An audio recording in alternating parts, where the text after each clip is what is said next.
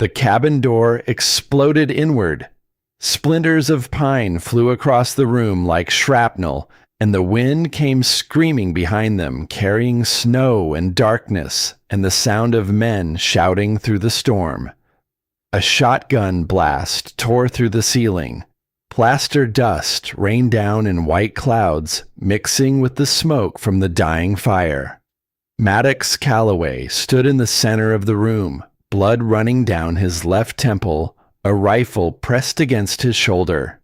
His hands were steady. His breathing was slow.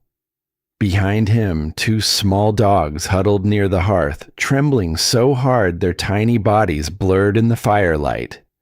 And beside them, pressed low to the ground with his teeth bared and his amber eyes burning, was a scarred German shepherd who had never once in 6 years left his master's side. Another crash. The back window shattered. A flashlight beam swept through the cabin like a searchlight over a battlefield. Maddox did not flinch. He stood between the broken door and the creatures behind him, and in the half-second before the next shot came, he whispered something into the smoke-filled air. "If this is the last night, at least I know what I am fighting for." The screen goes dark. 4 words appear against the black. 4 days earlier. Before we begin, tell me, where are you watching from tonight? Drop your country in the comments below. And if this story moves, you share it with someone who needs a reason to believe again. Now let me take you back to the beginning. Winter had swallowed Wyoming whole. Snow fell from a sky the color of iron, relentless and silent, turning the mountains into a cathedral of white. The pines bent under the weight of it, their branches groaning like old men kneeling in prayer. The wind moved through the forest in long, mournful waves, carrying the scent of frozen earth and the kind of silence that makes a man forget his own name. Ice clung to the power lines along the county highway like glass fingers, and the roads leading into the high country had vanished beneath drifts that grew deeper with every passing hour.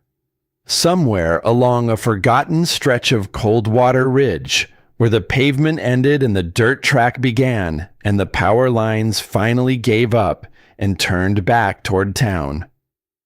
A cabin sat half buried beneath the storm. Its roof sagged under the snow. Its chimney coughed thin ribbons of smoke that dissolved the moment they rose.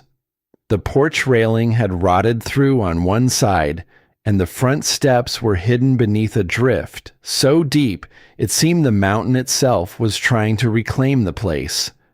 A rusted mailbox stood at the end of the path, its door hanging open, its insides empty. No one had sent mail here in a very long time. It was not a home built for company. It was a place built for disappearing. Inside, the fire burned low. Orange light crawled across the floorboards in slow, uneven waves, casting shadows that stretched and shrank like breathing things. The air smelled of pine smoke and black coffee and the faint musk of damp fur drying near the hearth. The walls were bare except for 2 objects, a bolt-action rifle resting on iron hooks above the front door, and a single photograph faded and creased at the corners, pinned to the mantel with a rusted thumbtack. The photograph showed 5 men standing in a desert somewhere on the far side of the world. They wore tactical gear and sunburned skin and the kind of smiles that only come when you have looked death in the face and lived to laugh about it afterward. Their arms were slung around each other's shoulders in the easy way of brothers who trust one another with everything they have.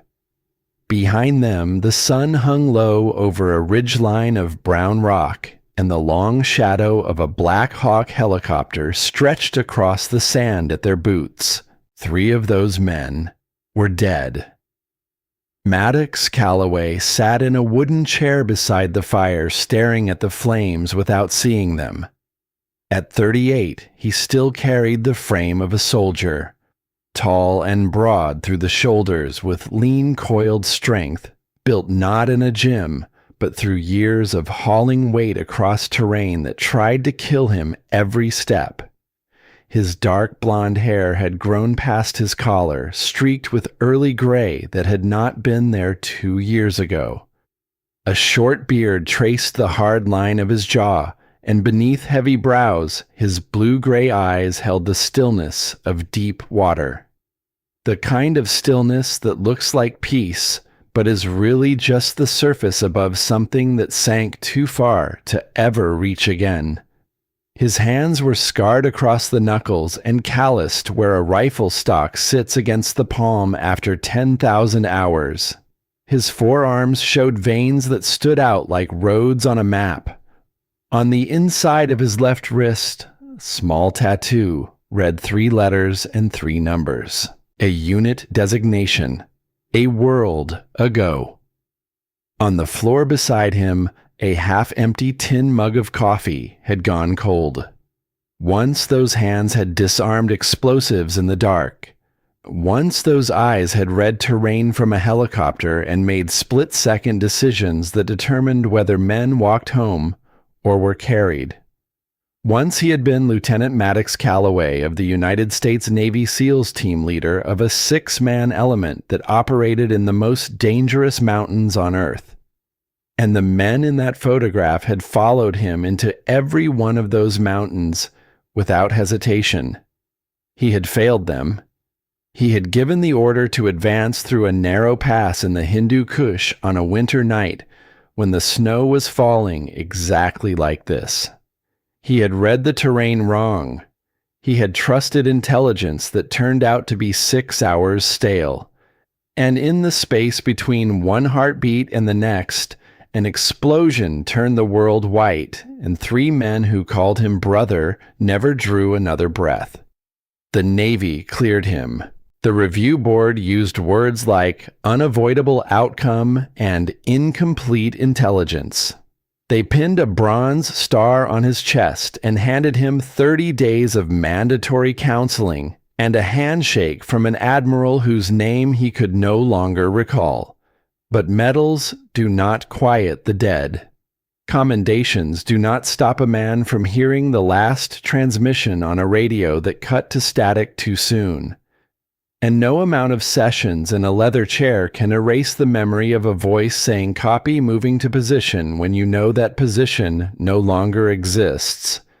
Maddox left the service 8 months later, sold his apartment in Virginia Beach, donated his uniforms without ceremony, drove west until the highway turned to gravel and the gravel turned to dirt, and the mountains rose high enough to block the sun. He found this cabin on a county foreclosure listing and moved in carrying a duffel bag and a rifle and the only living soul who still needed him, Briggs.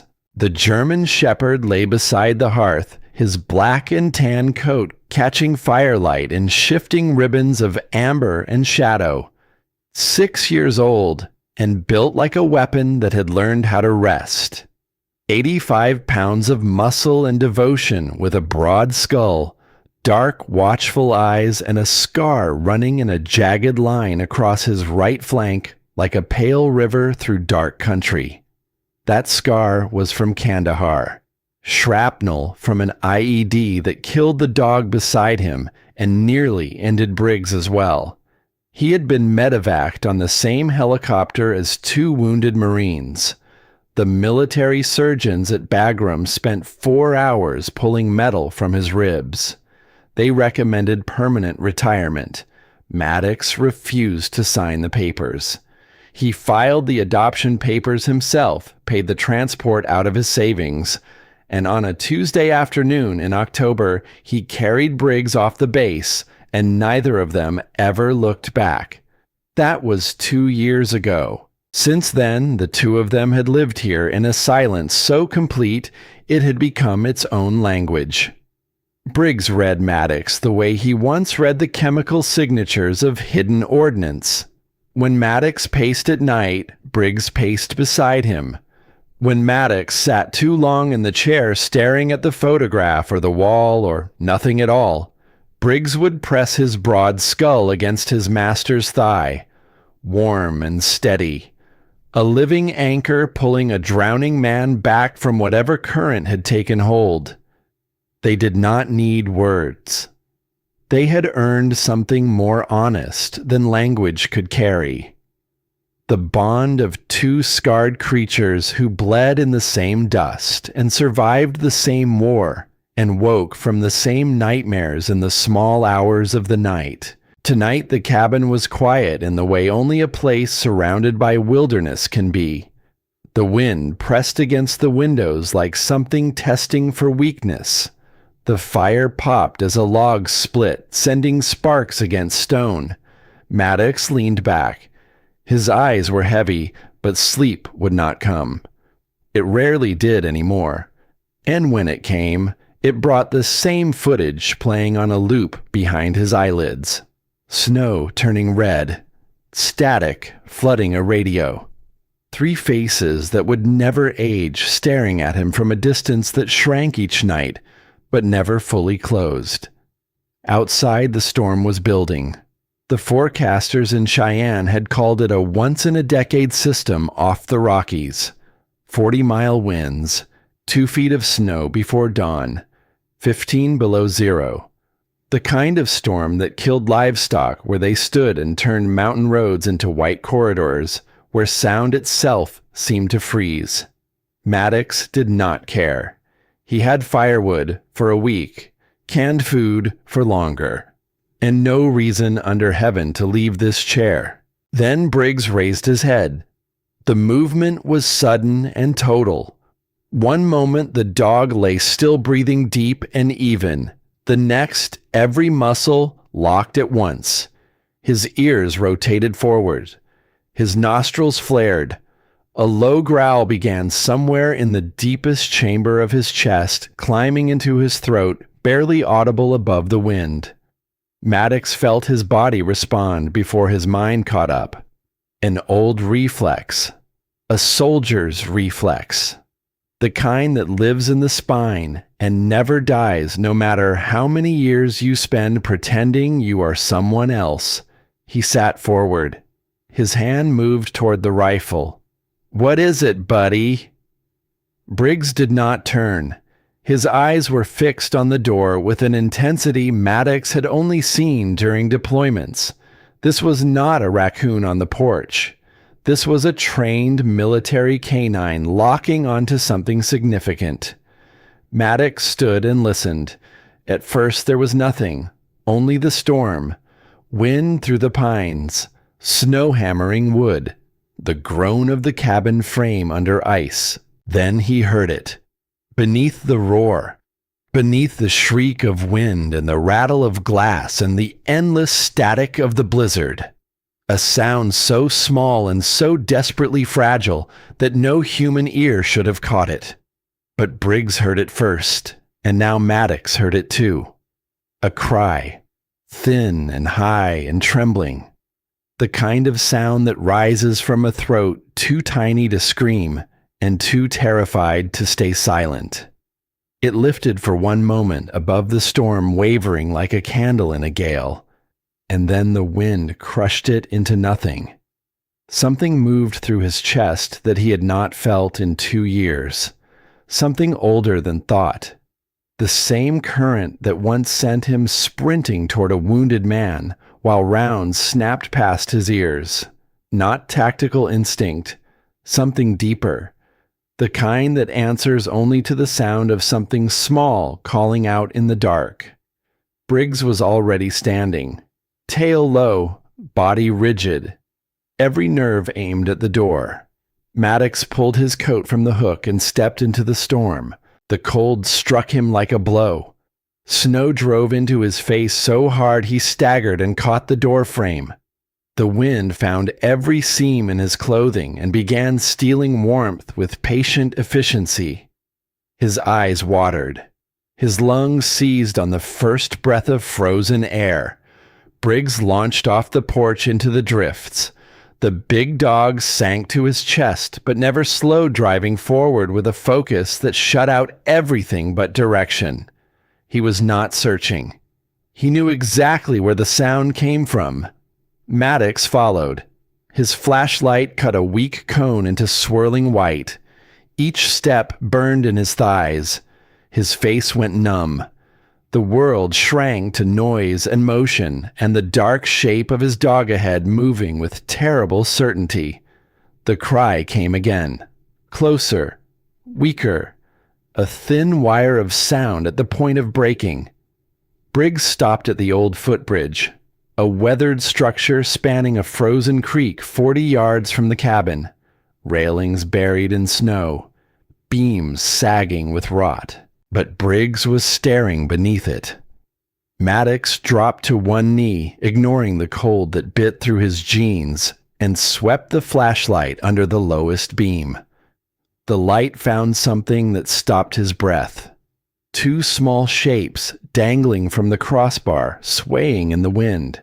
Encrusted with snow and ice for 1 second, his brain insisted they were rags. Then one trembled. They were puppies. 2 German shepherd pups, no more than 6 weeks old, suspended by rope knotted tight around their midsections. Fur frozen into brittle shells. Eyes shut. Tiny paws limp and curled toes nearly blue. One motionless. The other shivering in weak spasms, its body waging a fight it was almost done losing. Maddox seized the rope. The knots had fused with ice into stone. He clawed at them with numb fingers, breath-ragged jaw clenched until his teeth ached. "Hold on," he said through his teeth. "Hold on." He wrenched the first knot apart and caught the motionless pup against his chest. It weighed nothing. Frozen fur and hollow bone. He shoved it inside his coat against bare skin and attacked the second. This one whimpered when his hand touched the rope. One thin, broken note that opened something inside him he would never close again. He freed it, tucked it beside the first, zipped his coat over both, and felt 2 frozen bodies against his pounding heart. His hands had already registered something. The rope was not twine, not farm cord. It was synthetic cargo webbing, industrial grade. The kind used to secure heavy equipment inside military transport aircraft.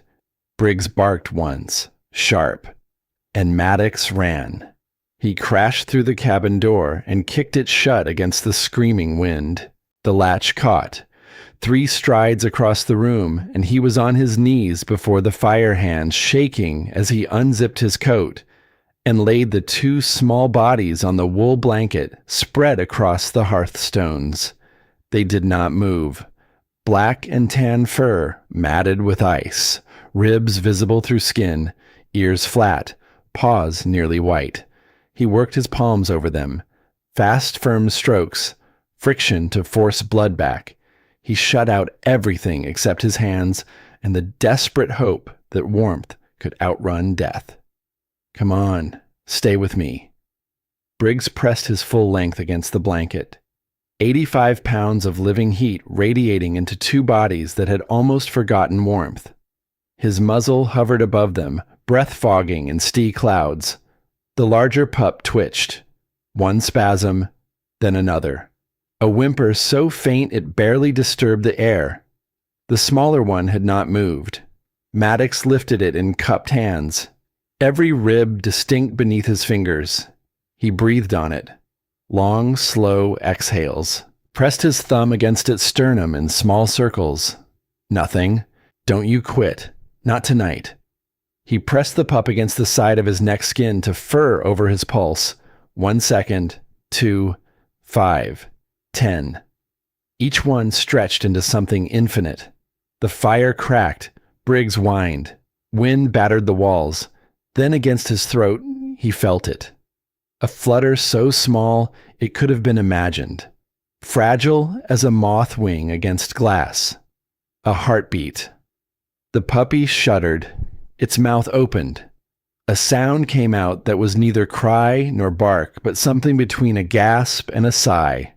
The sound of a creature deciding to remain.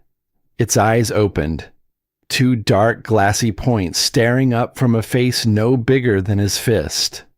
On its chest, barely visible beneath wet fur, a patch of white shaped like a crooked star. He set it beside the first pup, now shivering against Briggs. Shivering meant blood moving. Shivering meant alive. He dipped a finger in warm water from the stove and touched it to their mouths. The larger one licked weakly, then the smaller. They drank from his fingertip with clumsy, desperate urgency, their whole bodies leaning toward warmth. Maddox sat back on his heels, coat soaked, hands raw and shaking. His knees ached from the cold floor, and somewhere behind his ribs, in a place that had been sealed shut for longer than he wanted to count, something cracked open like ice on a river in March. The larger pup's ears were already trying to stand, half dead and still alert. A soldier's reflex in a body no bigger than a boot.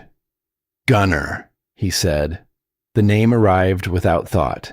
The smaller one, star on her chest, the way she burrowed against Briggs as if she had known him since before she was born. "And you are Wren." Briggs's tail struck the floorboards once. He wrapped them in a flannel shirt. Wren sighed and disappeared into the folds. Gunner sneezed and shook his enormous ears. They settled against the old dog's chest, and their breathing found rhythm, and their small hearts fell into time with the larger one beside them. The storm raged outside. But inside the cabin, something fundamental had shifted. The air was no longer hollow. The silence that had lived here for 2 years, thick and heavy as stone, had been broken by the smallest sound in the world. Small things breathing. Small hearts choosing to continue. Maddox looked at the rifle on the wall. The photograph of dead men. The cold mug. Everything identical to an hour ago. Everything completely different. He touched Gunner's ear. The pup flinched, then leaned into his hand with trust so absolute it was almost unbearable. Trust he had not earned and was not sure he deserved. But there it was. Warm and real, pressing against his scarred palm like a question without an answer. "You made it home," he whispered. The word stopped him. Home. He had not spoken it in 2 years. This place was always the cabin or the ridge or just up there when the rare visitor asked. Never home. That word belonged to people who still believed they had a place in the world. People who had not led good men into the snow and left them there. But these creatures did not know his history. They knew nothing of the Hindu Kush, or the silent radio, or the nightmares.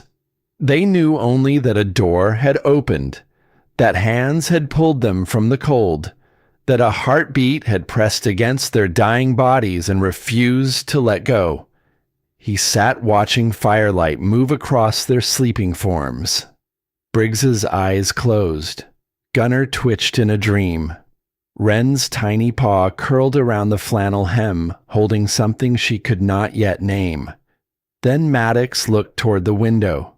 Through frosted glass, the storm was easing. Snow fell softer now, drifting like white feathers against the dark sky. And there in the faint wash of the porch light, something caught his eye and held it. Tire tracks, deep and wide, cut into the snow by something heavy. They curved from the bridge along the tree line and vanished into the forest.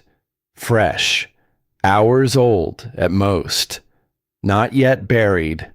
Someone had driven up this mountain in the heart of a blizzard, had walked to that bridge in the dark, had tied 2 living creatures to a beam with military-grade rope, and had driven back into the night without once looking back. Maddox stared at the tracks until snow began to erase them. His jaw set. His hand on Gunner's back was still. Briggs opened one eye, sensing the shift the way he always did. His ears turned toward the window, then back to his master. A low sound formed in his chest. Not a growl, a readiness. Maddox looked at the two lives curled against his oldest friend, then at the tracks vanishing into darkness. "Somebody wanted you dead," he said quietly. Not to the puppies, to himself, to the door swinging open inside him after 2 years of trying to nail it shut. And they might come back. The fire popped. Snow ticked against glass. And Maddox Calloway, who had spent 2 years running from every fight worth having, felt something wake in his chest that had been sleeping since the last night he whispered orders to men who trusted him with their lives. Not anger, not fear, purpose. He looked at the photograph on the mantel one last time.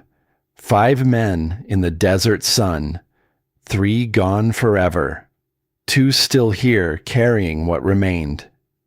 Somebody is going to answer for this. Morning came slowly to Coldwater Ridge, as if the sun itself was reluctant to face what the storm had left behind.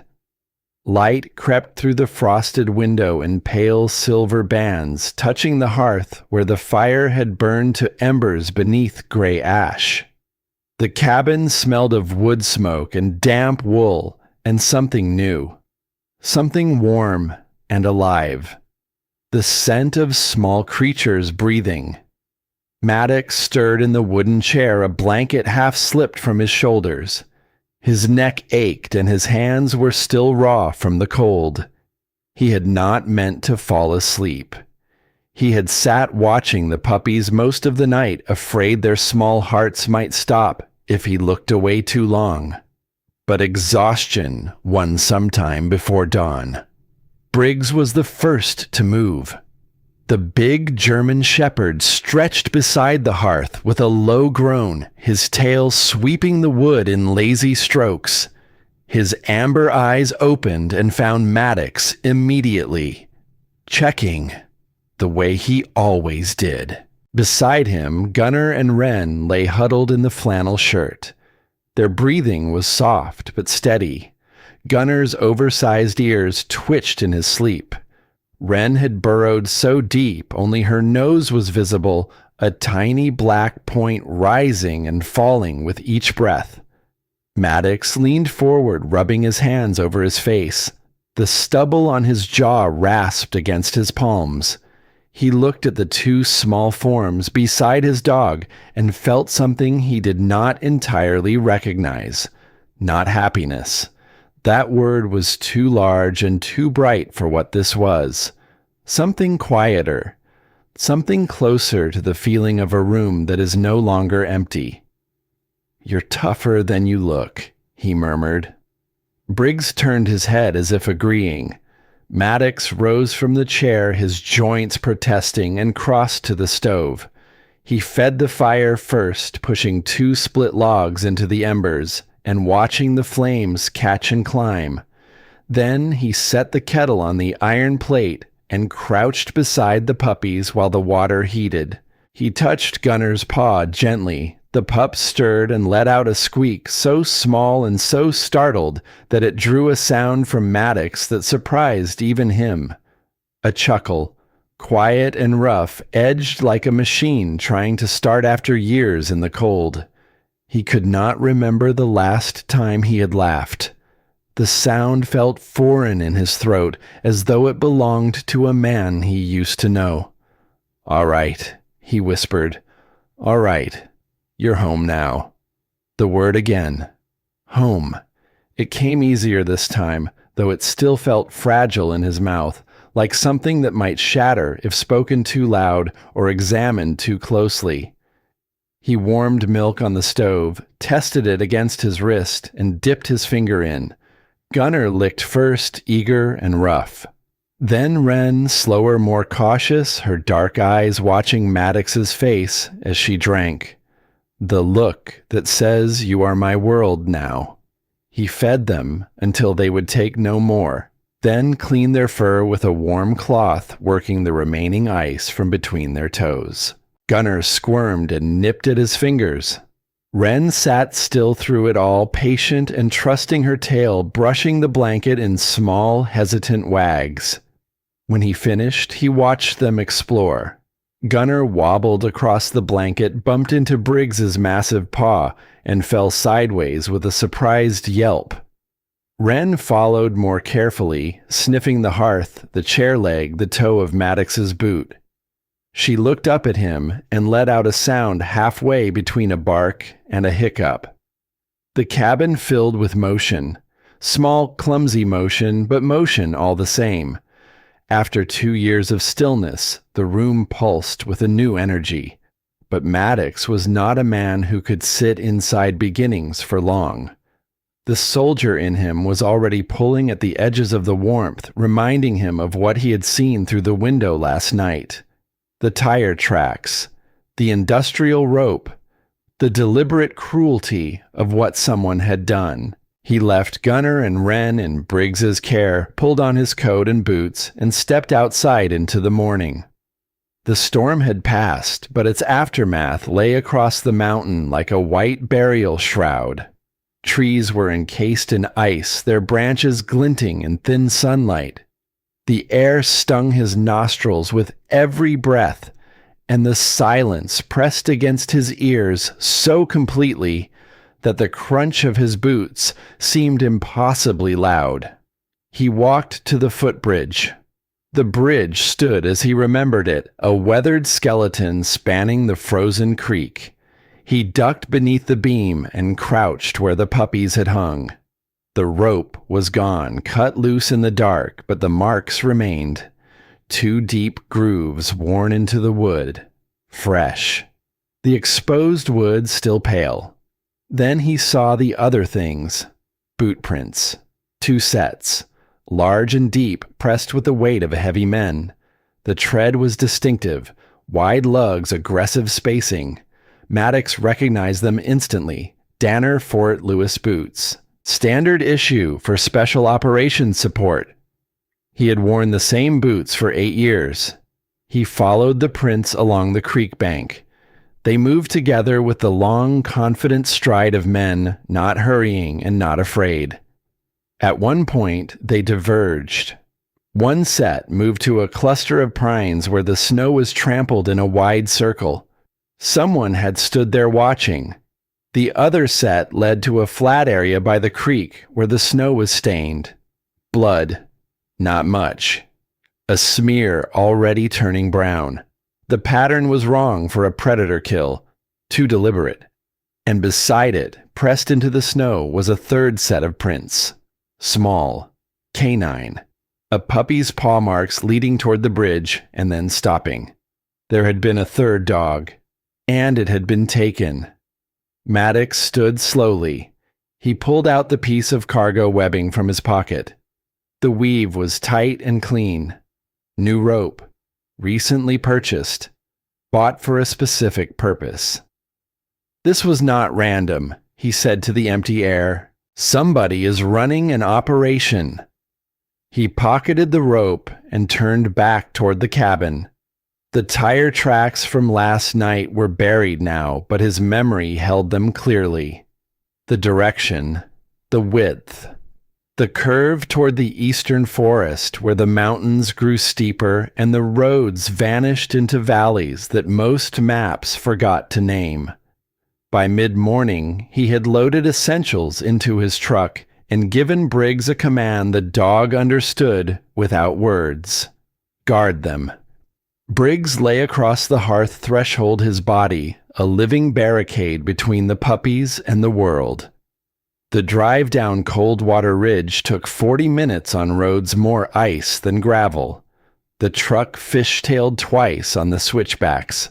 The forest pressed close on both sides walls of white and dark green that made the road feel like a tunnel through wilderness. Silver Hollow appeared below as the road curved around the final ridge. A small town in a valley between two mountain shoulders, its main street lined with buildings from the timber boom of the 1890s. A church steeple with peeling white paint, but a cross still catching winter sun. A bakery, a hardware store, a post office the size of a garden shed. The kind of place where everyone knew your name and your business. Maddox had lived 20 miles above it for 2 years and spoken to fewer than a dozen of its residents. He parked at the hardware store, gathered what he needed: dog food, a chain for the cabin door, batteries, a box of rifle cartridges placed on the counter without comment. He paid in cash, nodded once, and turned toward the door. That was when he saw him.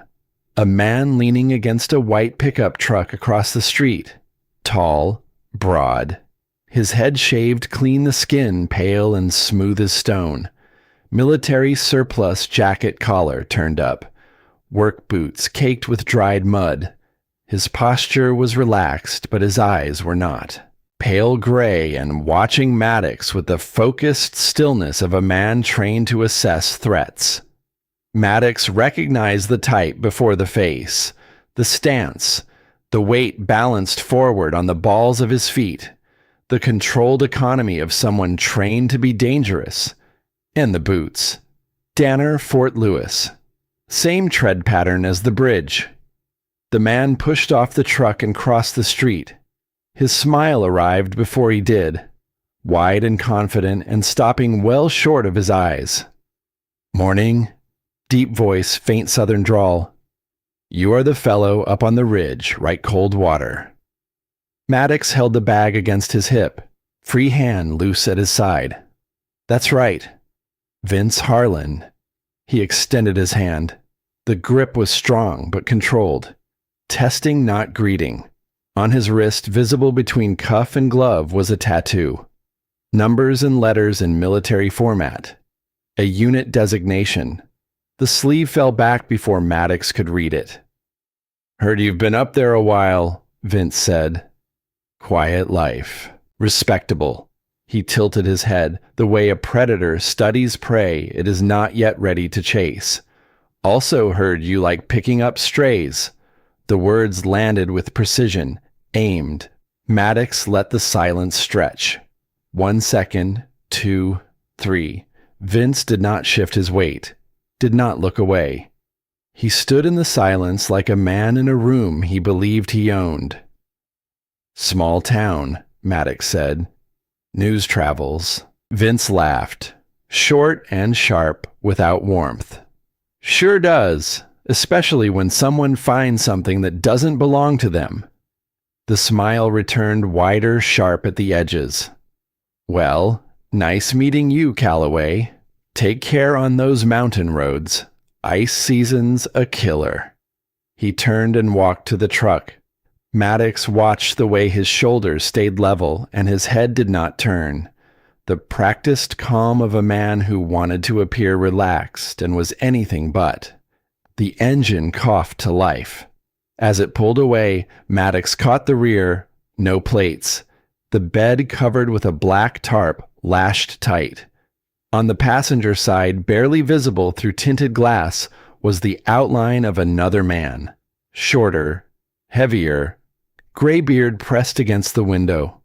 Maddox stood on the sidewalk until the truck vanished around the corner. His pulse was steady, but his mind moved at combat speed. He had never told this man his name, but Vince Harlan had called him Calloway without hesitation. When he reached the cabin, Lorraine Thatcher's old red truck was parked near the porch. She stood by the door, stamping snow from her boots, a wicker basket on one hip. When she saw it, her face brightened with genuine relief. "There you are. I was starting to think the mountains swallowed you."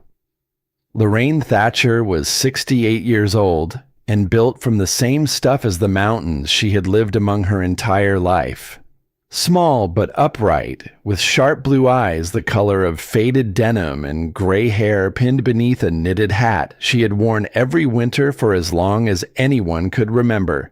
Her face was a landscape of fine lines and deep laugh creases. A face that had smiled more than it frowned even when the world gave it reason to do the opposite. Her husband Walter had been fire captain in Silver Hollow for 22 years. A quiet man with a heart that could not walk past trouble. He died 8 years ago, pulling a child and a dog from a burning house. Got them both out. Did not get himself out. Since that day, Lorraine filled the space he left by baking for strangers driving through storms, to check on neighbors too stubborn to ask for help, and sitting with the dying at the county hospice on Tuesdays. She did these things not because anyone asked, but because stopping would mean admitting the world Walter died saving was not worth the effort. "Brought soup," she said, lifting the basket. "And bread. Apple cinnamon. Made it this morning." She paused, studying his face with those sharp eyes. "You look like you haven't eaten since Tuesday." Maddox stepped aside to let her in. She moved through the cabin with quiet authority. Her gaze swept the room and landed on the hearth. "Oh," she breathed. "Look at that." Gunner and Wren were tumbling over each other beside Briggs. Gunner had Wren's tail in his mouth, pulling with determined fury. Wren simply sat and waited until he lost grip, then licked his face with casual superiority. Lorraine crouched, setting the basket down.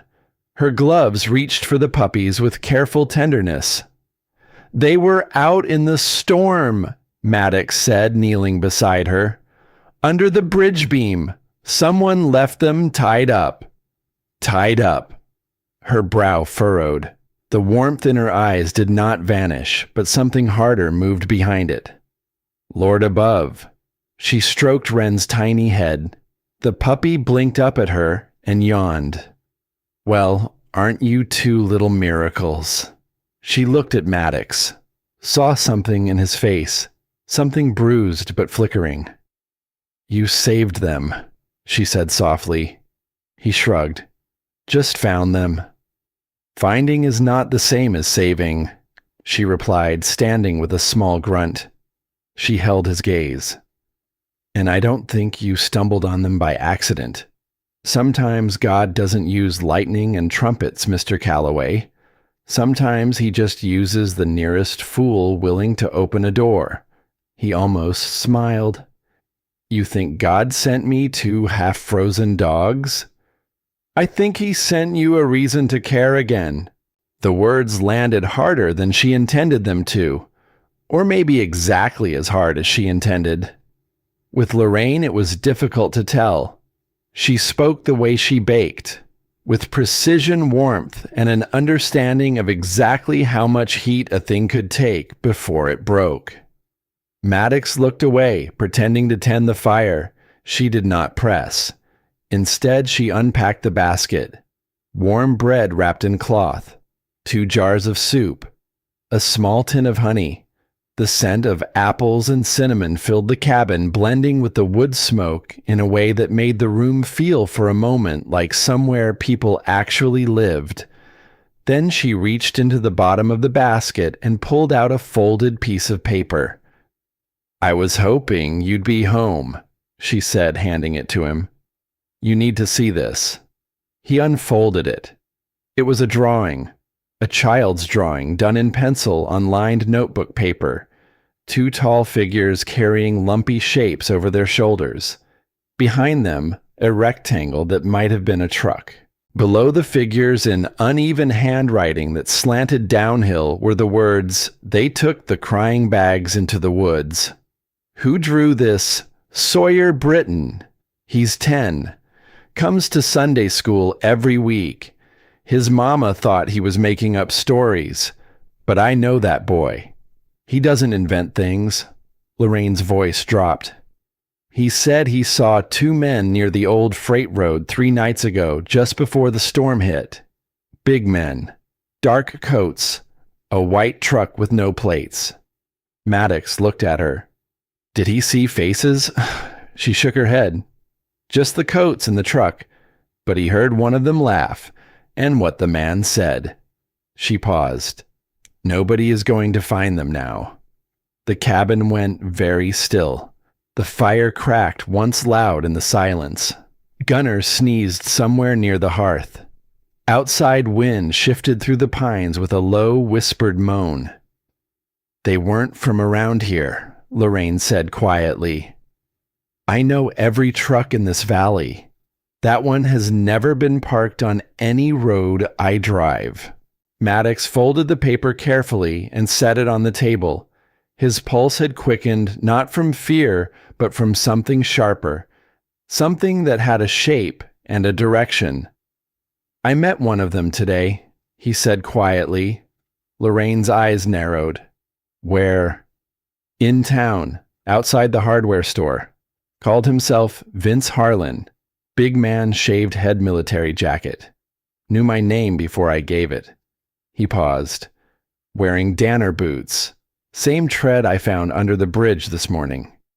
Something moved across Lorraine's face. Not surprise. Something colder. I've seen that truck before, she said slowly.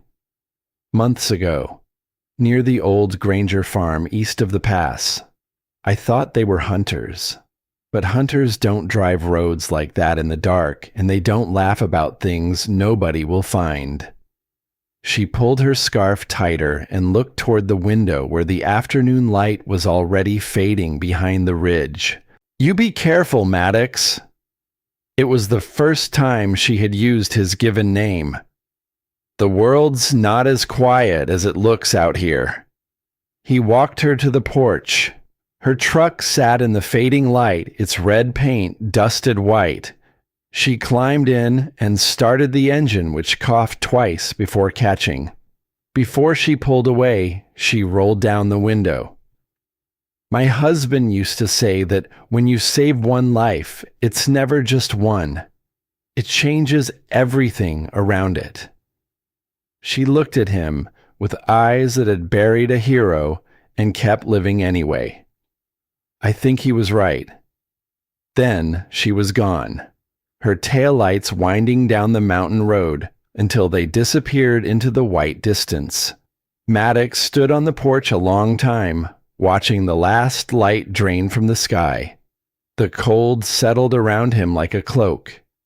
Briggs appeared in the doorway behind him, standing at his shoulder the way he had stood 1,000 times before in 100 different doorways in countries whose names meant nothing now. The sky turned violet. Stars appeared faint and cold above the ridge. The forest stretched below him dark and endless. Then Maddox looked down at the porch boards, at the place where the puppies had hung 12 hours ago, at the marks left by the rope in the wood. And beyond the marks in the snow at the edge of the clearing, something caught the last of the fading light. A faint impression. A boot print that had survived the day's slow thaw. It pointed not toward the road and not toward the bridge. It pointed toward the cabin, toward the window, toward the place where right now Gunner and Wren lay sleeping beside the fire. Someone had stood here, recently, close enough to touch the railing, close enough to look through the glass and see everything inside.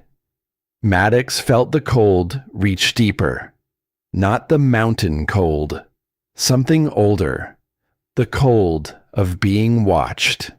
He placed his hand on Briggs's head. The dog's fur was warm beneath his palm. His ears were already forward, already aimed at the tree line, already reading the dark the way he had once read the deserts. We're being watched, Maddox whispered. The forest answered with silence. And in that silence, between the creak of frozen branches and the slow tick of snow settling, something felt like it was beginning to move. Something patient.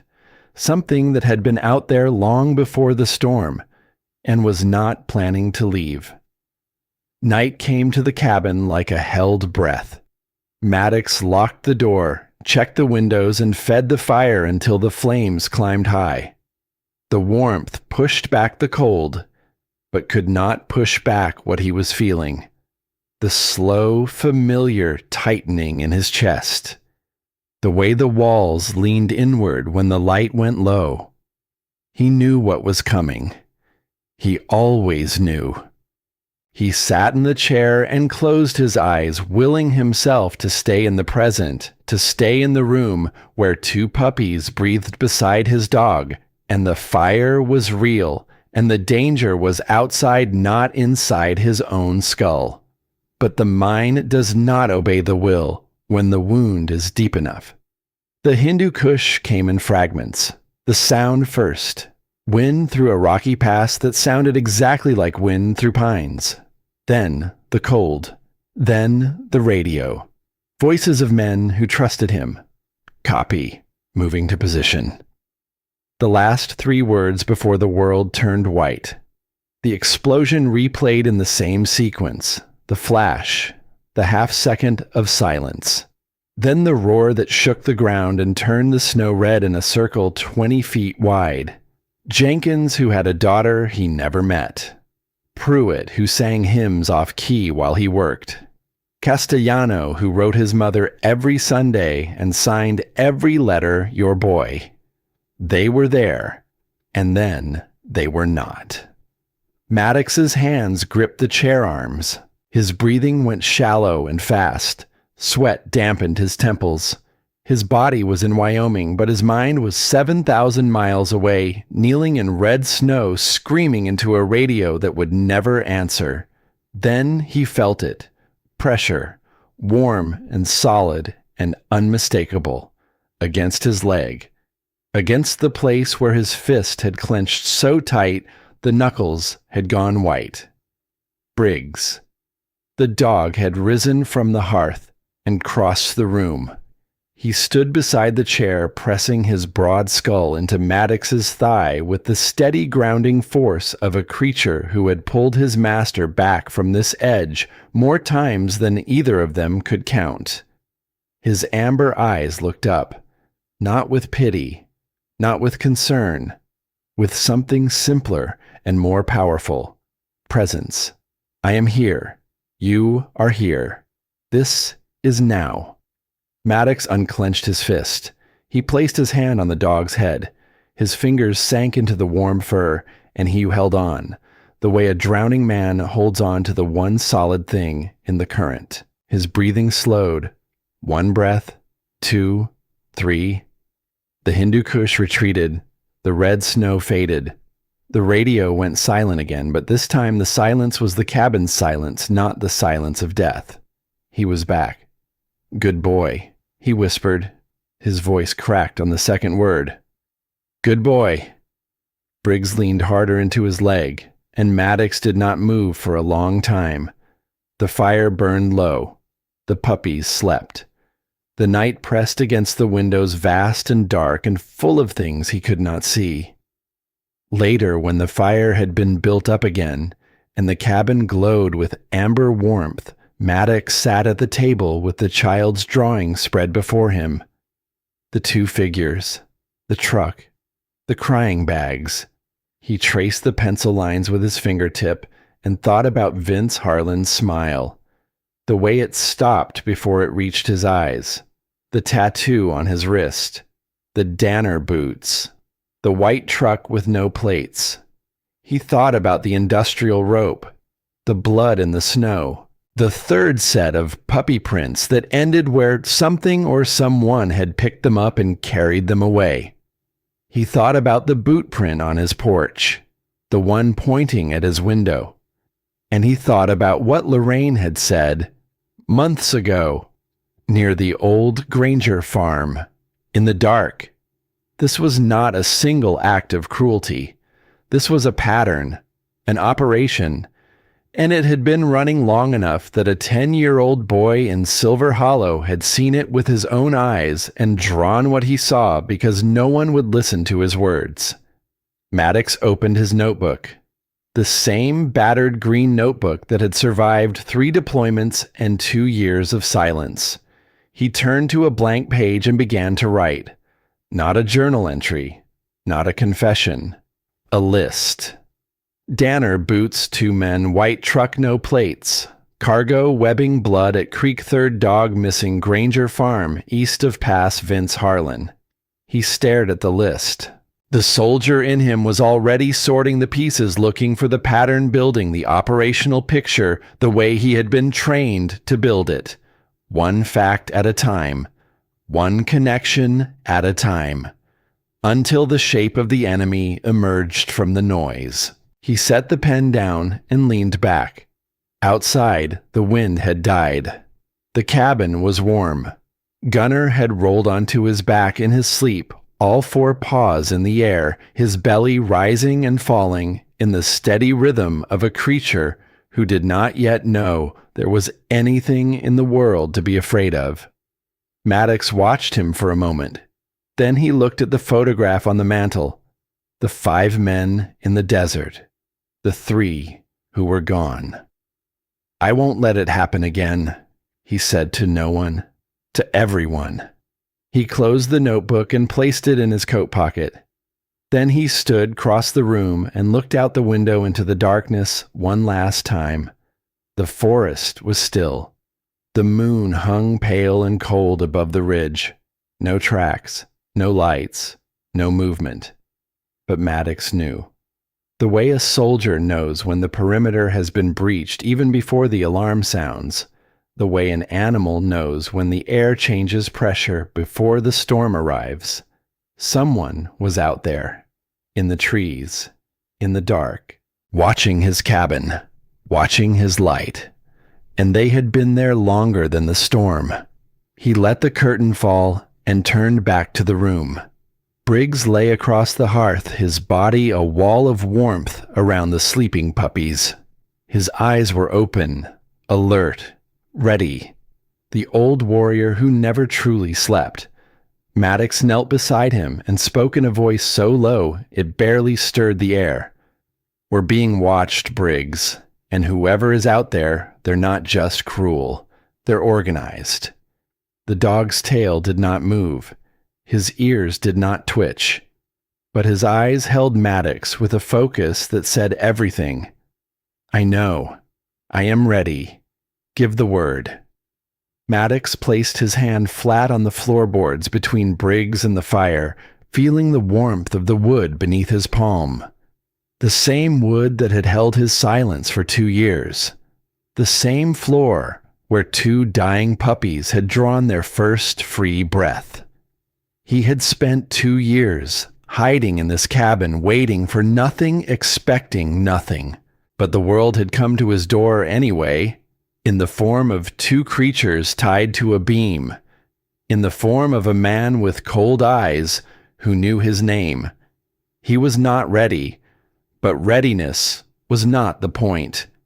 The point was that the door had opened, and now there were lives on this side that had no one else. He pressed his palm against the cold glass. Beyond it, the forest stood dark and still. The moon threw silver across the snow. Somewhere out there in a valley between ridges, no map bothered to name men who hurt animals and laughed about it, were sleeping soundly. They would not sleep soundly much longer. Maddox turned from the window. The fire cast his shadow long across the floor, stretching it toward the door, toward the night, toward whatever waited beyond. Get some rest, he said to Briggs. Tomorrow we go to work. The dog's tail thumped once against the floorboards, and in the cabin on Coldwater Ridge, where silence had lived alone for 2 long and unbroken years, the sound of a mission beginning was the quietest sound of all. Just a man breathing steadily in the dark. Just a dog waiting beside him, and 2 small hearts beating in the warmth, unaware that they had already changed everything. He waited until the 3rd night, not because he was patient, because he was careful, There is a difference between the two that only men who have operated in hostile territory understand. Patience is the absence of action. Caution is action held under pressure until the moment it can do the most damage. Maddox spent the daylight hours preparing. He cleaned the rifle. He studied the terrain east of the cabin using a topographic map from his service years, its creases worn soft. He marked the Granger farm. He traced the logging roads through the foothills, the ones too narrow for county maintenance and too remote for casual traffic. And he plotted a route through the forest that would keep him off every one of them. He fed Gunner and Wren twice that day. They were growing stronger, their appetites sharp, their movements bolder. Gunner had figured out how to climb the hearth edge, falling off each time, but trying again. Wren had taken to following Briggs with a devotion so absolute that the old dog could not take 3 steps without a tiny shadow at his heels. Maddox watched them from the table where he sat sharpening his knife. The puppies did not know what he was planning. They did not know that tonight he would walk into the dark toward men who had tried to erase them. They knew only that the fire was warm, and the big dog beside them would not let anything come close.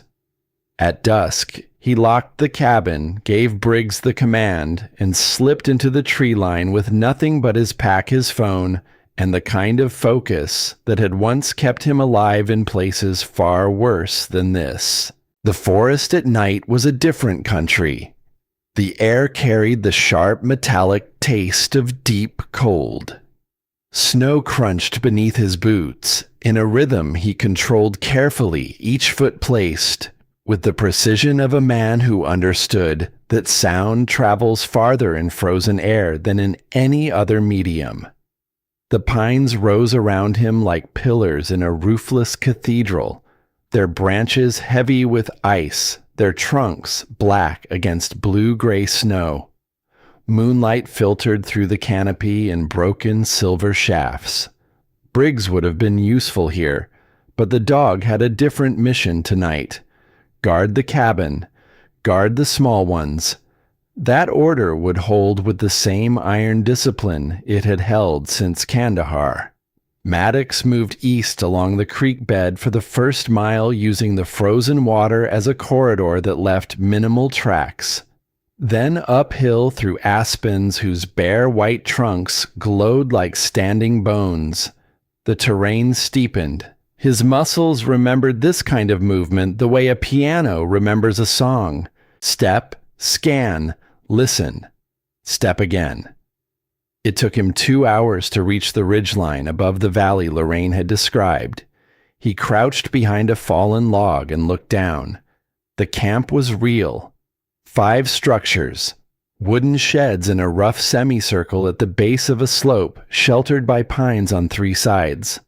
Old hunting cabins repurposed with precision, fresh lumber on the doorframes, tarps on the windows, a generator humming beneath a lean-to, a fuel drum, and a white pickup truck with no plates, its bed covered by a black tarp lashed tight. The same truck, the same tarp. Maddox pulled his phone from his pocket, switched it to silent, and began recording. He moved closer. 50 yards, 40. The snow was thinner here, blown clear by the wind that funneled through the valley. His boots found frozen ground beneath the white, and his steps went quiet. He kept to the tree line, using the pines as cover, angling toward the nearest shed, where a faint light leaked through the gap between the tarp and the window frame. Through that gap, he saw them. 2 men inside. The first was Vince Harlan. Unmistakable, even from this angle. The shaved head, the broad shoulders. The way he stood with his weight forward, hands on his hips, surveying the room like a foreman inspecting a warehouse. He wore a thermal shirt with the sleeves pushed to his elbows, and the tattoo on his left wrist was fully visible now. Maddox zoomed the camera. The ink was military. Numbers and letters in the format used by logistics and supply units. Not a combat designation. Support Corps. The second man was shorter, thicker through the middle, with a gray-streaked beard that had not seen a razor in weeks. His face was weathered and blunt, his movements rough and impatient. He wore heavy canvas work pants and boots, caked with something dark. When he spoke, his voice carried through the wooden wall with the flat authority of a man accustomed to giving orders to things that could not argue back. "These ones aren't pure enough," the bearded man muttered, kicking a wire cage with his boot. Something inside the cage yelped and scrambled backward. "Doesn't matter," Vince said, not looking up from a clipboard he was marking. "Buyers pay by weight and breed paperwork. Nobody runs DNA on a guard dog." The bearded man grunted and kicked the cage again. This time the sound that came from inside was not a yelp. It was a whimper, low and sustained and full of the kind of fear that has been learned through repetition. Maddox's jaw locked. His hand holding the phone was steady. His hand that was not holding the phone had closed into a fist so tight that the scars on his knuckles turned white. He panned the camera slowly across the interior. Cages. At least 8 of them stacked too high along the far wall. Inside them, dogs of varying sizes and breeds. German Shepherds mostly, but also Belgian Malinois, a breed Maddox knew well from his years working alongside military K9 units. Their fur was matted. Their water bowls were empty. Several had visible wounds. One, a large male Malinois in the bottom corner cage, lay on his side with his ribs showing through his coat. His eyes open, but unfocused, staring at nothing. This was not random cruelty. This was inventory, a pipeline. Dogs acquired, sorted, and sold to buyers who did not ask questions about where the animals came from or what had been done to them before they arrived. Maddox recorded it all. Faces, cages, the clipboard in Vince's hand, the generator, the truck, the fuel drum. Every detail that a prosecutor would need and a jury would not be able to forget. Then Briggs's training kicked in through Maddox's memory, and he did something that the soldier in him had been conditioned to do since his first day of advanced reconnaissance. He looked beyond the obvious, past the cages, past the men, into the corners of the room where the light did not quite reach. And he saw it. In the far corner of the shed, separated from the main row of cages by a plywood partition, was a single kennel, larger than the others, reinforced with steel mesh instead of wire, and inside it, lying with his head on his front paws in the posture of a dog that had given up expecting anything from the world, was a German Shepherd. He was big, 90 pounds at least, even in his diminished state. His coat was black and sable, dusted with gray around the muzzle in a way that suggested age or stress or both. His ears were intact and well-shaped. His build was dense and proportional. The body of a dog bred for performance, not appearance. And around his neck, glinting faintly in the light from the bare bulb overhead, was a collar. Not leather, not nylon, metal. A flat steel band with an engraved plate, the kind issued by exactly one organization in the United States of America, the Department of Defense. Maddox stopped breathing. He zoomed the camera until the plate filled the screen. The engraving was small but legible in the harsh light. A serial number, a unit code, and beneath them, stamped into the steel in letters that sent a current through his bloodstream that had nothing to do with the temperature outside. This was a military working dog, a trained, cataloged government property canine that had no business being in a wooden shed in the Wyoming backcountry inside a cage owned by men who kicked animals for sport. Maddox's mind raced. The Danner boots, the logistics tattoo, the cargo webbing, the operational precision, the breed selection, German Shepherds, Malinois, the exact breeds used by military and law enforcement K-9 programs. This was not a backwoods abuse ring. This was a supply chain. These men were stealing working dogs from military programs and selling them on a black market to buyers who wanted trained animals without paperwork oversight or the price that came with legal acquisition.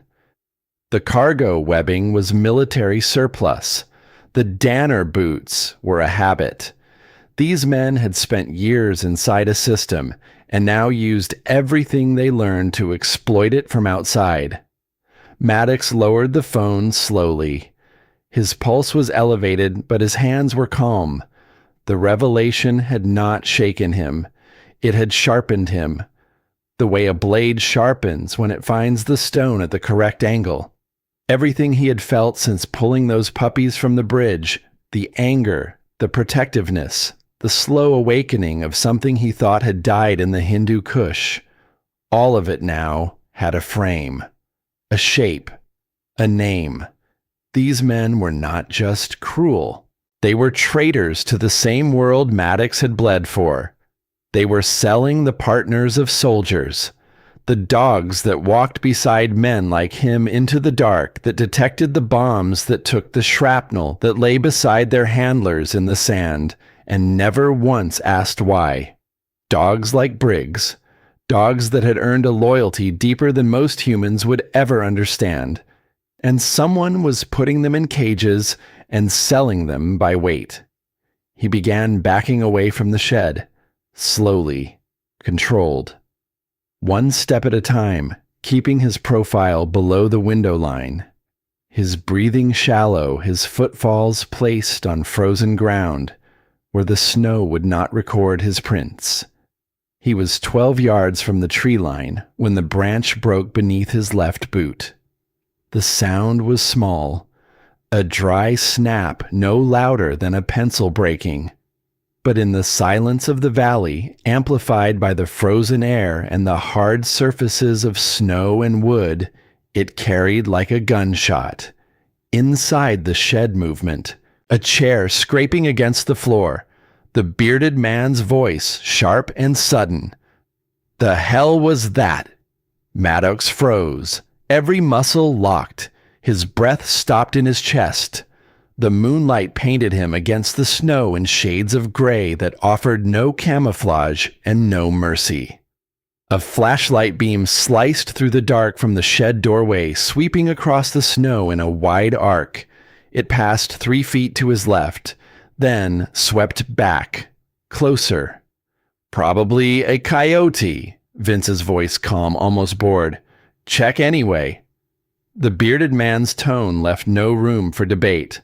The flashlight moved again. Maddox pressed himself flat against the snow behind a low ridge of frozen earth. The beam passed over him, stopped, came back. Someone's been here. The voice was no longer bored. Tracks, boot prints, fresh.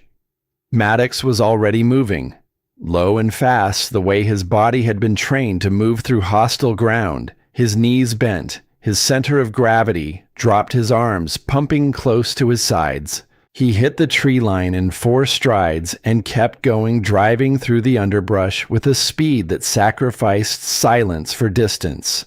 Behind him, shouting, the shed door banging open.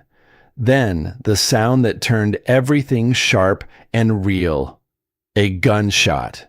The crack split the night air, and a chunk of bark exploded from a pine trunk 6 inches from his head. Splinters stung his cheek. He ducked instinctively, changed direction, and ran harder. A second shot followed this, one wider, punching into the snow 10 feet to his right, with a muffled thump. He scrambled down a ravine, his boots slipping on the icy slope. His hands caught a root, and he swung himself behind a granite boulder, pressing his back against the cold stone. His breath came in ragged bursts, visible in the moonlight. The phone was still in his pocket. The footage was still recording. Above him, flashlight beams crisscrossed through the trees. Voices carried down the slope, angry and fragmented. Find him. He went south, toward the creek. If he has a phone, we are done. Find him now. Maddox waited behind the boulder. 30 seconds. A minute. The lights moved away, tracking the wrong direction. He had changed course twice during the run, a habit from years of evasion training, and the men above were following his initial trajectory, not his actual path. He slipped from the boulder and moved west along the creek, staying low using the frozen banks as cover. The cold bit through his coat and into his bones. His shoulder ached where a branch had struck during the run. His lungs burned from exertion and frozen air. But the footage was intact, and his mind was already working on what came next. He followed the creek for a mile before cutting uphill toward the main road. The forest was silent again, the gunshots absorbed by distance and snow. His breathing steadied. His pace slowed to something sustainable. The adrenaline receded and left behind a clarity that was almost painful in its precision. Then he heard it. A sound that did not belong to the forest. The grinding whine of tires on ice, coming from below, from the direction of the switchback where the road curved along the cliff face. Then a crash, metal on rock, the sound of something heavy sliding sideways and stopping with a shudder that he felt through the frozen ground beneath his boots. He broke into a run. He came around the bend, and the headlights hit him first. Weak, flickering, angled wrong. Lorraine Thatcher's old red truck had slid off the icy road and sat with its rear wheels hanging over the ditch, its front end canted toward the embankment at an angle that made his stomach drop. Steam rose from the hood. The left headlight was shattered. The engine ticked in the silence like a mechanical heartbeat counting down. Lorraine. He shouted her name before he reached the truck.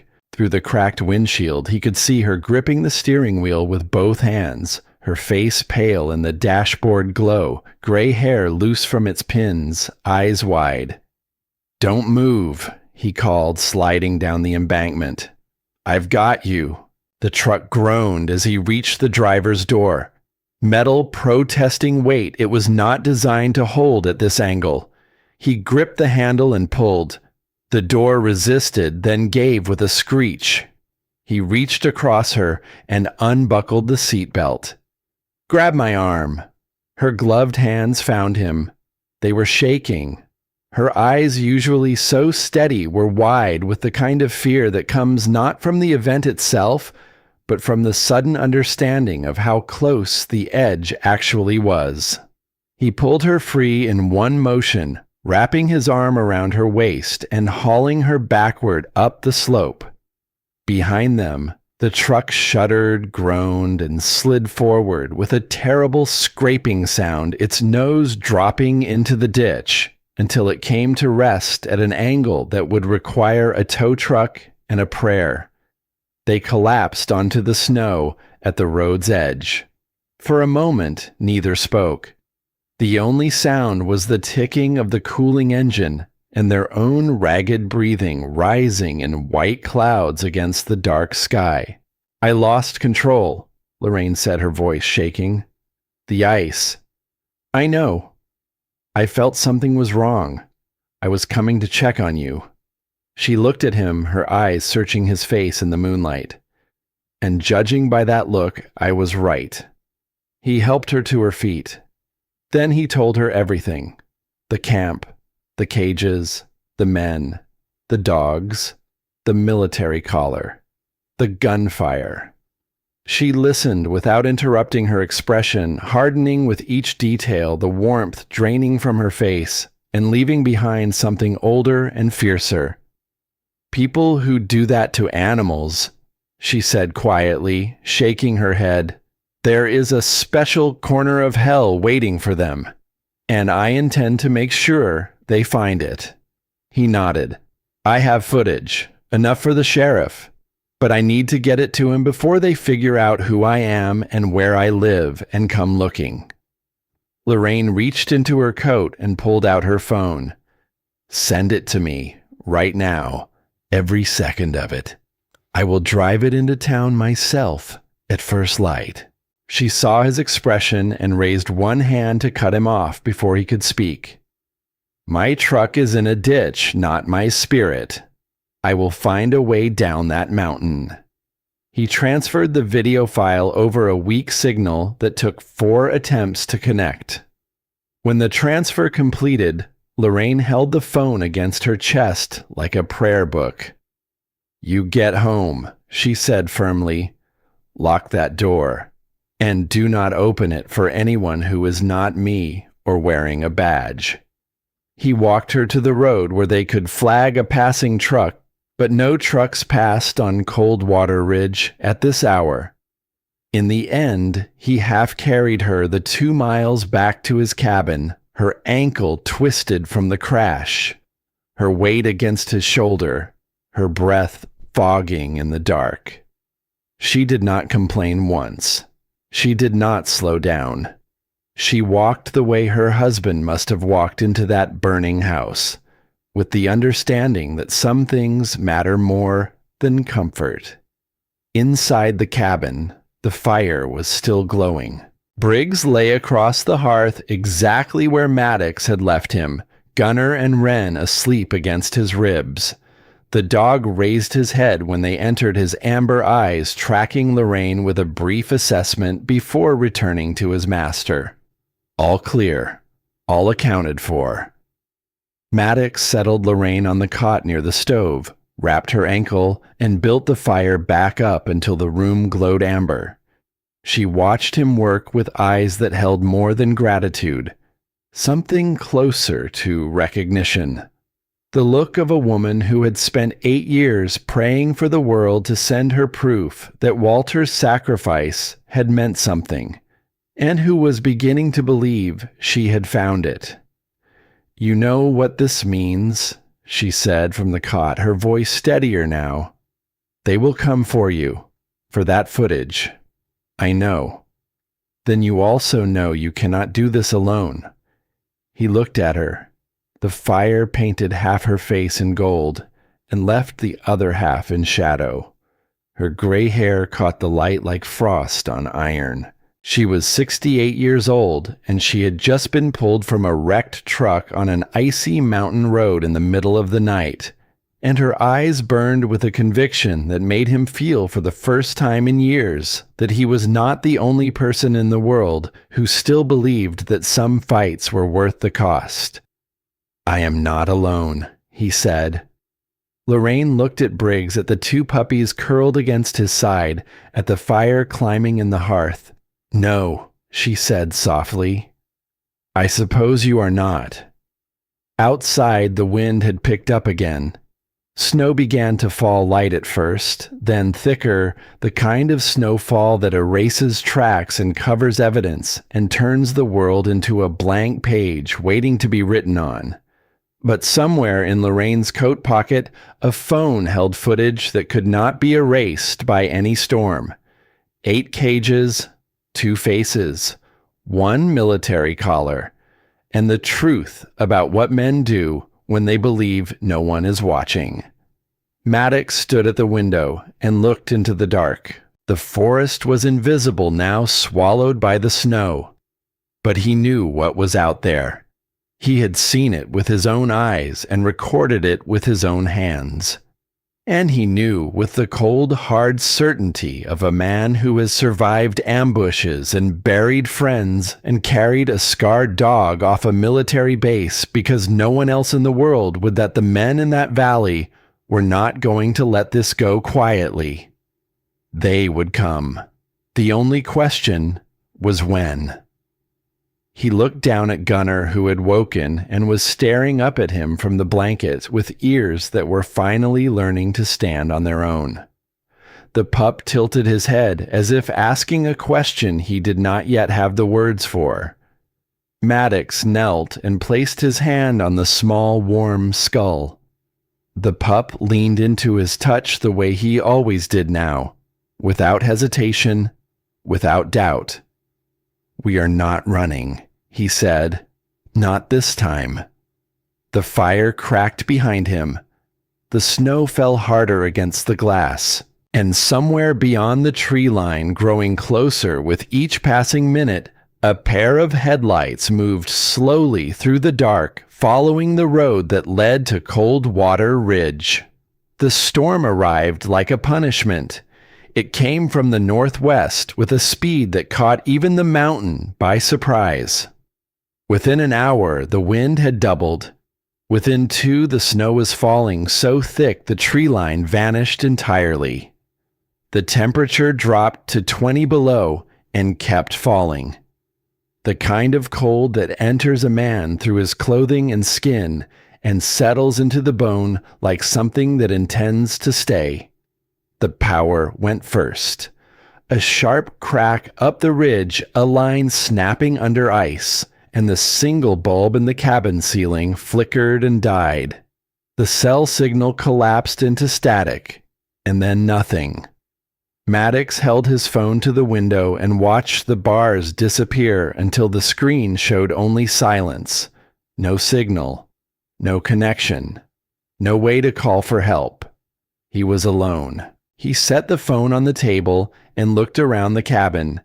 The fire was the only light now, painting the walls in shifting gold and throwing long shadows that moved like living things across the floor. Gunner and Wren were curled together near the hearth, pressed against Briggs in the way they always slept now, a small warm pile of fur and trust. Briggs lay with his head up, ears forward, eyes open. The old dog had not relaxed since they returned from the mountain. Some part of him, the part that had been trained to detect threats before they became visible, was reading the air the way a sailor reads the sea before a squall. Maddox moved through the cabin with purpose, checked the door and the chain he had bolted across it, checked the windows for gaps, pulled the rifle from the wall, loaded the magazine with steady hands, and laid it within reach. Then his hands began to shake, not from the cold. They shook because his body remembered the last time he had prepared a defensive position surrounded by hostile terrain with no support.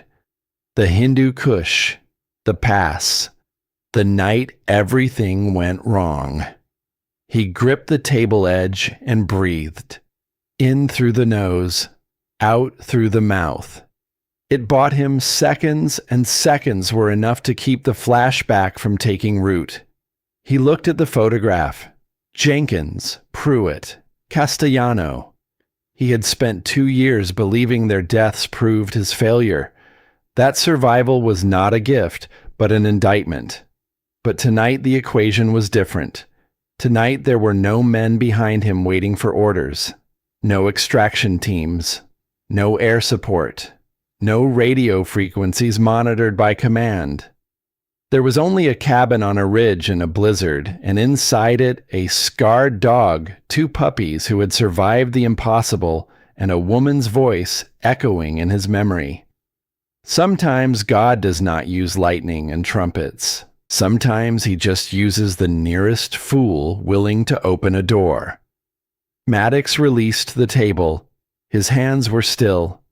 He looked down at Gunner, who had woken and was staring up at him with those alert, oversized ears. The pup did not look afraid. He looked expectant, as if waiting for Maddox to tell him what came next. "All right," Maddox said quietly. "Here is what comes next. We hold this ground." He pulled the chair to face the door and sat with the rifle across his knees. The fire burned behind him, warming his back. Briggs lay between him and the hearth, a wall of warmth and muscle around the puppies. The wind screamed against the walls with a fury that made the timber groan and the glass rattle in its frames. And Maddox waited. 40 aisles below in Silver Hollow, Lorraine Thatcher was already moving. The storm had killed the power across the valley. Main Street was dark except for candles appearing in windows. Lorraine pushed through the blizzard to the church on the hill. The doors were open, candles lit, a few townspeople gathered in blankets. Reverend Clark Asbury stood near the altar, tall 50s, kind-weathered face, silver in his dark hair. Lorraine, in this weather. She shut the door and did not sit. She stood in the aisle with candlelight on her face and spoke with a voice that trembled only at the start. Maddox Calloway is alone on that ridge tonight. There are men going to hurt him. He found something they do not want found. She held up her phone. I have proof.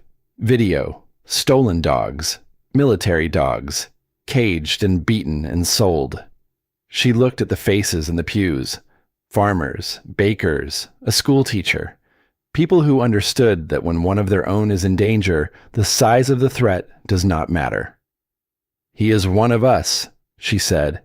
A man who lost everything and still opened his door when something needed saving.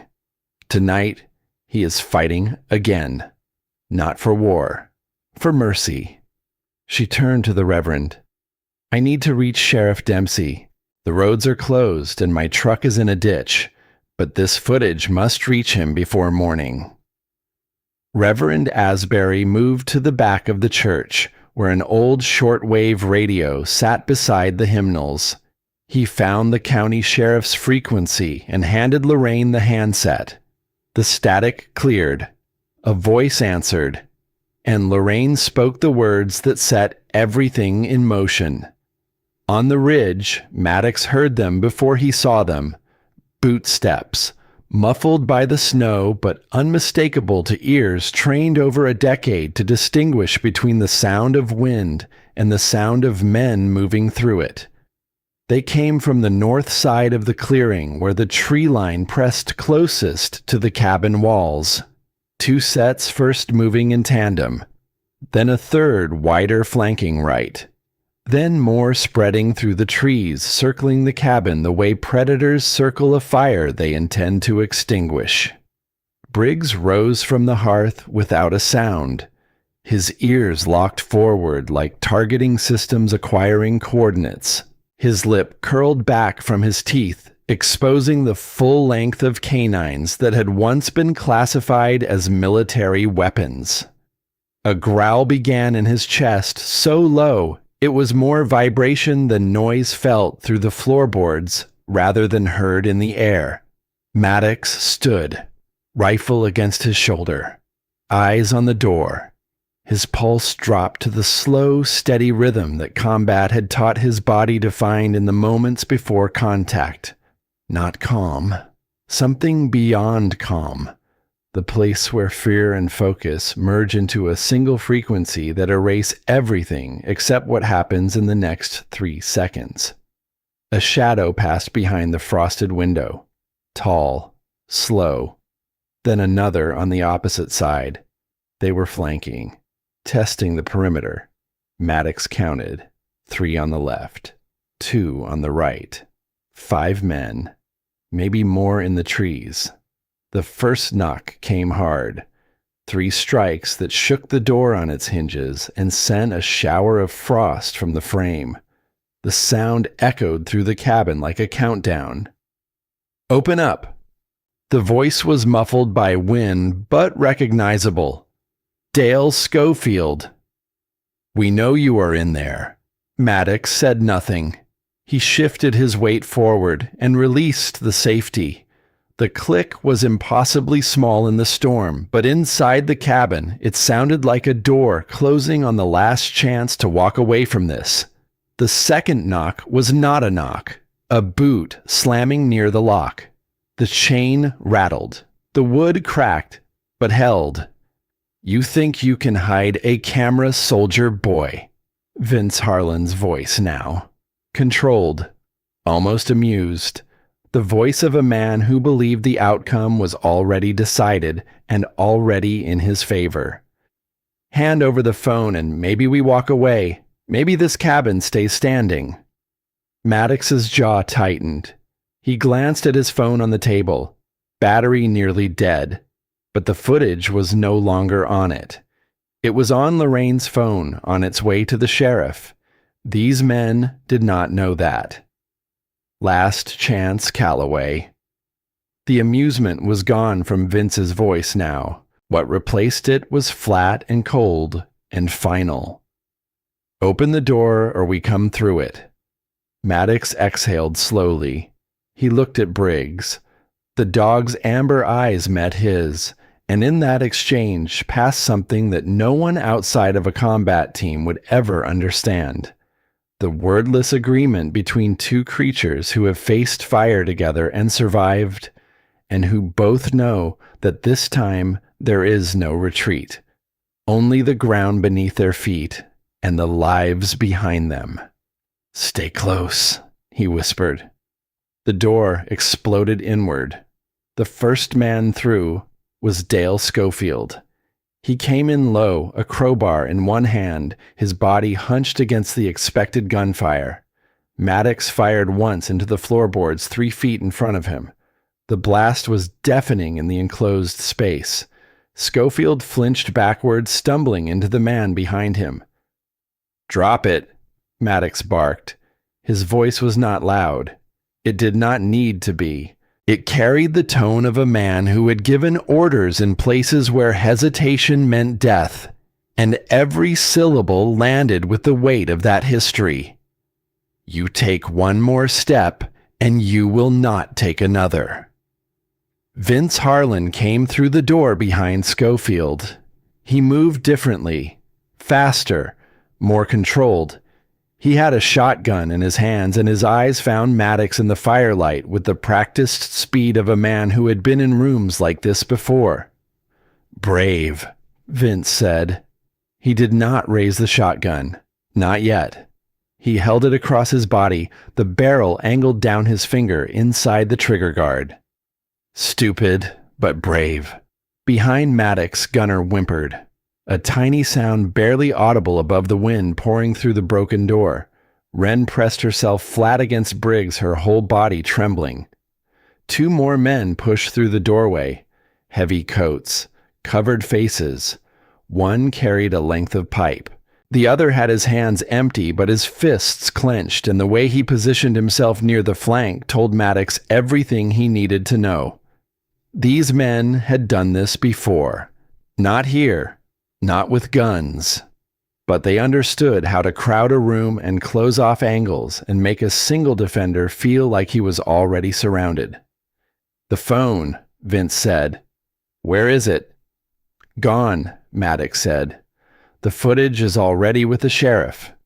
Something moved behind Vince's eyes. A flicker. Not fear. Recalculation. The quick, cold arithmetic of a man determining whether the situation had changed enough to require a different approach. The flicker lasted less than a second. Then Vince raised the shotgun. Maddox moved first. Not toward Vince. Toward Schofield, the closer target, the man with the crowbar who was already swinging.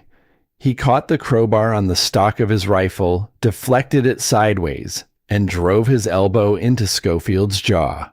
The impact was solid and precise. Schofield dropped. The shotgun roared. The blast hit the wall behind Maddox, shredding the wood and sending splinters across the room like a second explosion. Something hot tore across the outside of his left shoulder. Not deep, not bone, but enough to make the arm go momentarily weak enough to make blood run warm down his sleeve inside his coat. Briggs launched. The dog covered the distance between the hearth and Vince Harlan in less than 2 seconds. 85 pounds of trained military K9 hit the man at chest height with a force that drove him backward into the wall. The shotgun clattered to the floor, Briggs's jaws found the man's forearm and locked with a pressure that no human hand could match or break. Vince screamed. The sound was high and raw and utterly different from the controlled voice that had spoken through the door moments ago. The two remaining men rushed Maddox simultaneously. The one with the pipe swung hard. Maddox ducked, felt the air move above his skull, and came up with a short, hard punch to the man's solar plexus that folded him in half. The second man got his arms around Maddox from behind, pinning his wounded shoulder. Pain tore through him like electric current. The rifle dropped. For 3 seconds, the cabin was pure chaos. Bodies crashing into furniture. The fire scattering sparks across the hearth. Briggs snarling over Vince's arm. Snow pouring through the broken door. The wind howling like something alive and angry. The man behind Maddox squeezed harder. The pain in his shoulder went white. His vision narrowed. His knees buckled. Then he heard it. A sound that should not have existed in that room. Small and sharp and impossibly fierce. A bark. Not from Briggs. From something much smaller. Gunner. The puppy had left the safety of the hearth. All 4 pounds of him on legs that still wobbled and shook. He had crossed the floor of a room full of violence and chaos and found the one thing he could reach. He sank his tiny teeth into the ankle of the man holding Maddox. The bite was nothing in physical terms. A pinch. A mosquito sting against heavy boot leather. But the surprise of it, the sheer impossible audacity of something that small attacking, something that large, made the man flinch. His grip loosened for half a second. Half a second was all a Navy SEAL had ever needed. Maddox drove his head backward into the man's face, felt the nose break, spun free and hit him once, twice, 3 times until he went down and stayed down. Then he turned toward Vince, who was trying to crawl toward the shotgun with Briggs still locked onto his arm.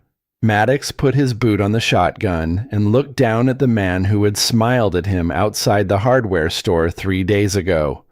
"You are done," he said. And then through the wind, through the roar of the storm and the ringing in his ears and the ragged sound of his own breathing, he heard something else. Sirens. Faint at first. So faint they could have been the wind playing tricks. But they grew. Climbing. Growing louder with a steady, urgent pulse that cut through the blizzard like a blade through cloth. The broken door filled with light. Red and blue flashing across the snow and the cabin walls, and the faces of the men on the floor. Boots on the porch, voices sharp with authority. "Police, drop your weapons. Get on the ground. Now." Sheriff Holt Dempsey came through the door first. Late 50s, tall, broad-shouldered, square jaw, graying hair cut close. A former Marine who moved with the calm of a man who had walked into bad rooms before and walked out of every one. His eyes swept the cabin in a single pass. The broken door. The blood on Maddox's shoulder. The men on the floor. The dog with his jaws locked around a screaming man's arm. The 2 small puppies huddled by the dying fire, trembling but alive. "Briggs," Maddox said quietly. "Release." The dog opened his jaws and stepped back. His muzzle was streaked with blood that was not his own. His eyes never left Vince Harlan. Not for a second. 2 deputies moved in behind the sheriff. Handcuffs clicked. Men were hauled upright and pushed toward the door. Schofield spat blood on the floorboards and said nothing. Vince Harlan said nothing either, but his eyes found Maddox one last time as the deputies pulled him out.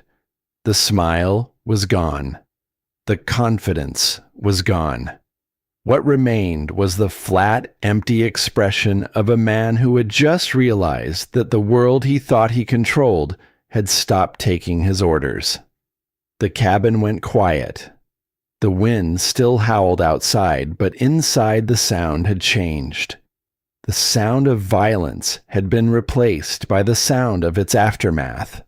Heavy breathing, the creak of boots on wood, the soft whimpering of a puppy who had just done the bravest thing of his short life and did not understand why his heart was beating so fast, or why the room smelled like smoke and blood and something he had no name for yet.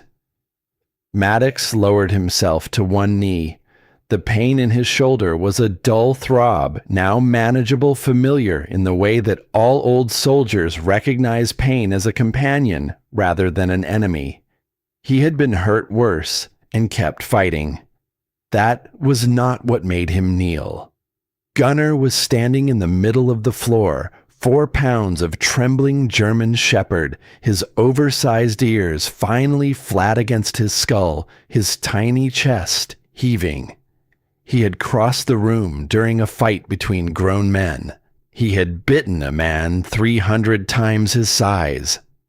And now he stood there shaking, looking up at Maddox with eyes that held no understanding of what he had done, or why, only the desperate need to know that he had done it right. Maddox scooped him up with his good arm and held him against his chest. "You did good, soldier," he whispered. "You did good." Then Lorraine was in the doorway, snow in her gray hair, cheeks flushed red from cold and from running, and from the kind of fear that only comes when you love someone enough to chase them into a storm. She had ridden up the mountain in the back of the sheriff's convoy, refusing to stay behind, refusing to wait, refusing to be anywhere other than exactly where she was needed. When she saw Maddox bruised and bleeding and holding a puppy against his heart, her eyes filled with tears she did not try to hide. "You stubborn fool," she whispered. Then she placed a hand on his arm. "I told you. Angels watch over good men." He almost smiled. Almost. Then he looked down at Briggs. The old dog was lying on his side near the hearth. His breathing was wrong. Shallow and uneven, with a hitch between each exhale that Maddox recognized from too many field injuries to count. The shotgun blast that had torn across Maddox's shoulder had found a second target. Pellets had struck Briggs along his right flank, the same flank that already carried the jagged scar from Kandahar. The same side that had already taken shrapnel once and healed and carried him through 2 more years of life. Blood darkened the fur in a widening stain that spread across the blanket beneath him like a shadow with no source. Briggs's amber eyes were open, focused, locked on Maddox with the same steady, unwavering devotion they had held for 6 years, across deserts and mountains and frozen nights in a cabin where no one else would come. The world went very still, stiller than the storm outside, stiller than the silence that had filled this cabin for 2 years before the puppies came. The kind of stillness that exists only at the edge of losing something you did not know you needed until the moment it began to slip away. Maddox set Gunnar down gently on the blanket. He crossed the room and knelt beside his dog. He placed both hands on the warm fur and felt the heartbeat beneath. It was there, faint and unsteady, but there. The way it had been there through every firefight and every nightmare, and every long dark night when the silence in the cabin was so complete it felt like drowning. "No," he said. His voice broke on the word. No. You stay with me. You hear me? That is an order." Briggs's tail moved. One slow, weak sweep across the floorboards. Not a wag. An answer. "I hear you. I am still here. Wren crept forward from the blanket and pressed her tiny body against the old dog's chest. She licked his muzzle once softly the way she did every morning when she woke up and found him still beside her. Maddox looked up at the sheriff. His eyes were wet, and he did not care who saw it. His voice was steady only because a lifetime of discipline held it in place. "I need a veterinarian, right now." Dempsey nodded. He turned to his deputy and spoke a single sentence that carried the full weight of his authority. "Get the convoy moving. Lights and sirens. We are not losing this dog tonight." Lorraine knelt beside Maddox. Her hand found his shoulder. She did not say a word. She did not need to. Her presence said everything. "I am here. We are here. You are not carrying this alone." Maddox bent his head over Briggs. His forehead touched the warm fur. He could feel the heartbeat against his skin, faint and unsteady, and fighting the way it had always fought in Kandahar, in Virginia, on this mountain, in every dark place they had walked through together. "Stay with me," he whispered. "We made it this far. Do not leave me now." Outside, the storm raged on. But through the broken door, red and blue lights flashed against the falling snow, and engines revved as the convoy prepared to move down the mountain. Somewhere in the valley below, the church bells of Silver Hollow rang through the wind. Whether Reverend Asbury had rung them, or the storm itself had shaken them free, no one would ever say for certain. But Maddox heard them. Through the wind and the pain and the fear of losing the only soul who had walked beside him through every darkness, he had known he heard the bells, and he held on.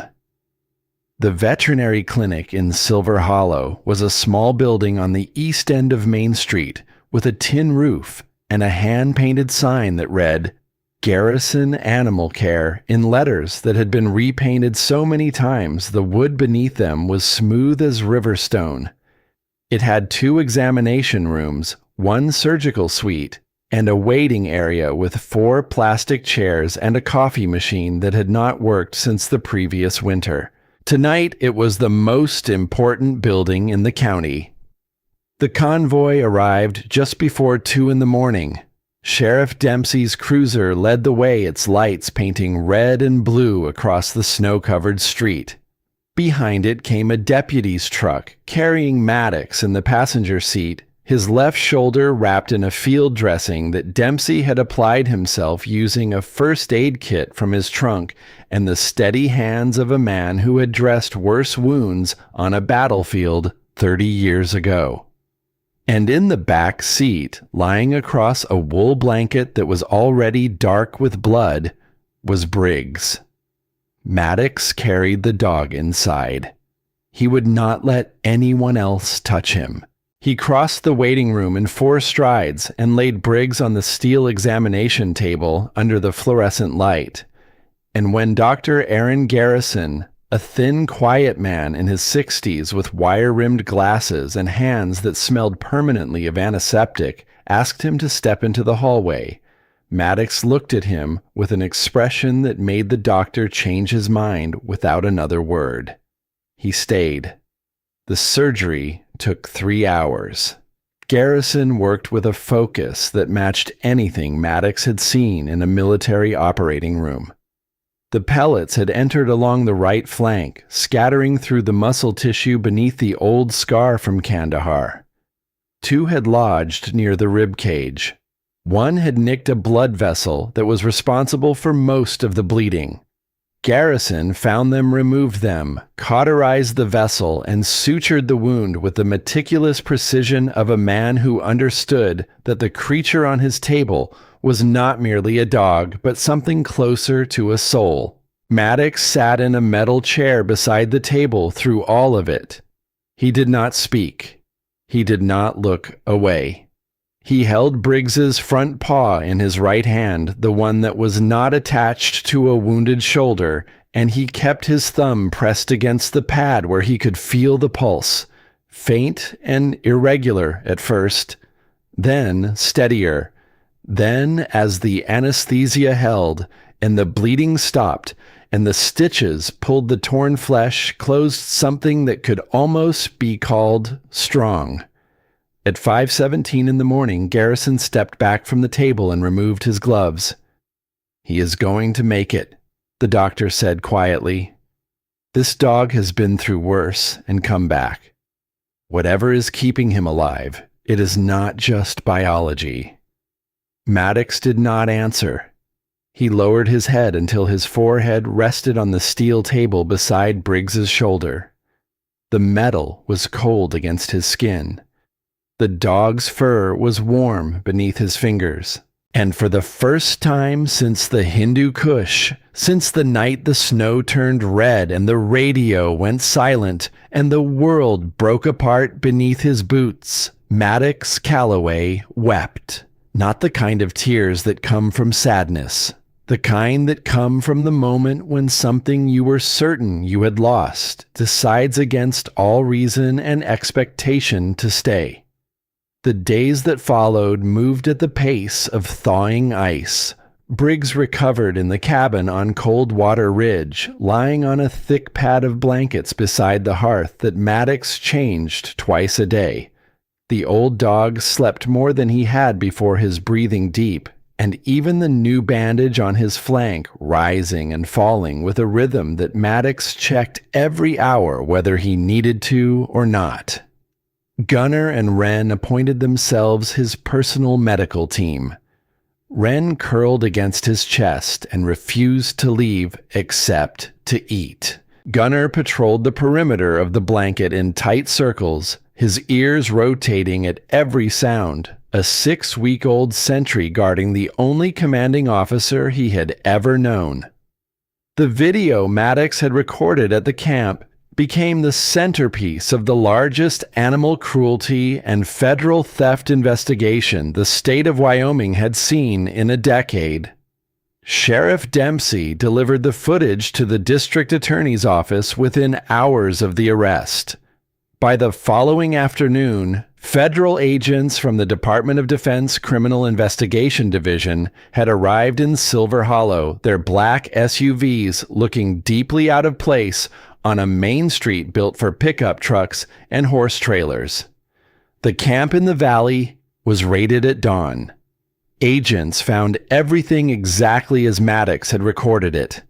8 cages, 14 dogs in various states of neglect and injury, a filing system on Vince Harlan's laptop that documented 18 months of transactions buyer contacts across 4 states, and a procurement chain that led directly back to 2 military installations where working dogs had been reported missing over the previous 2 years.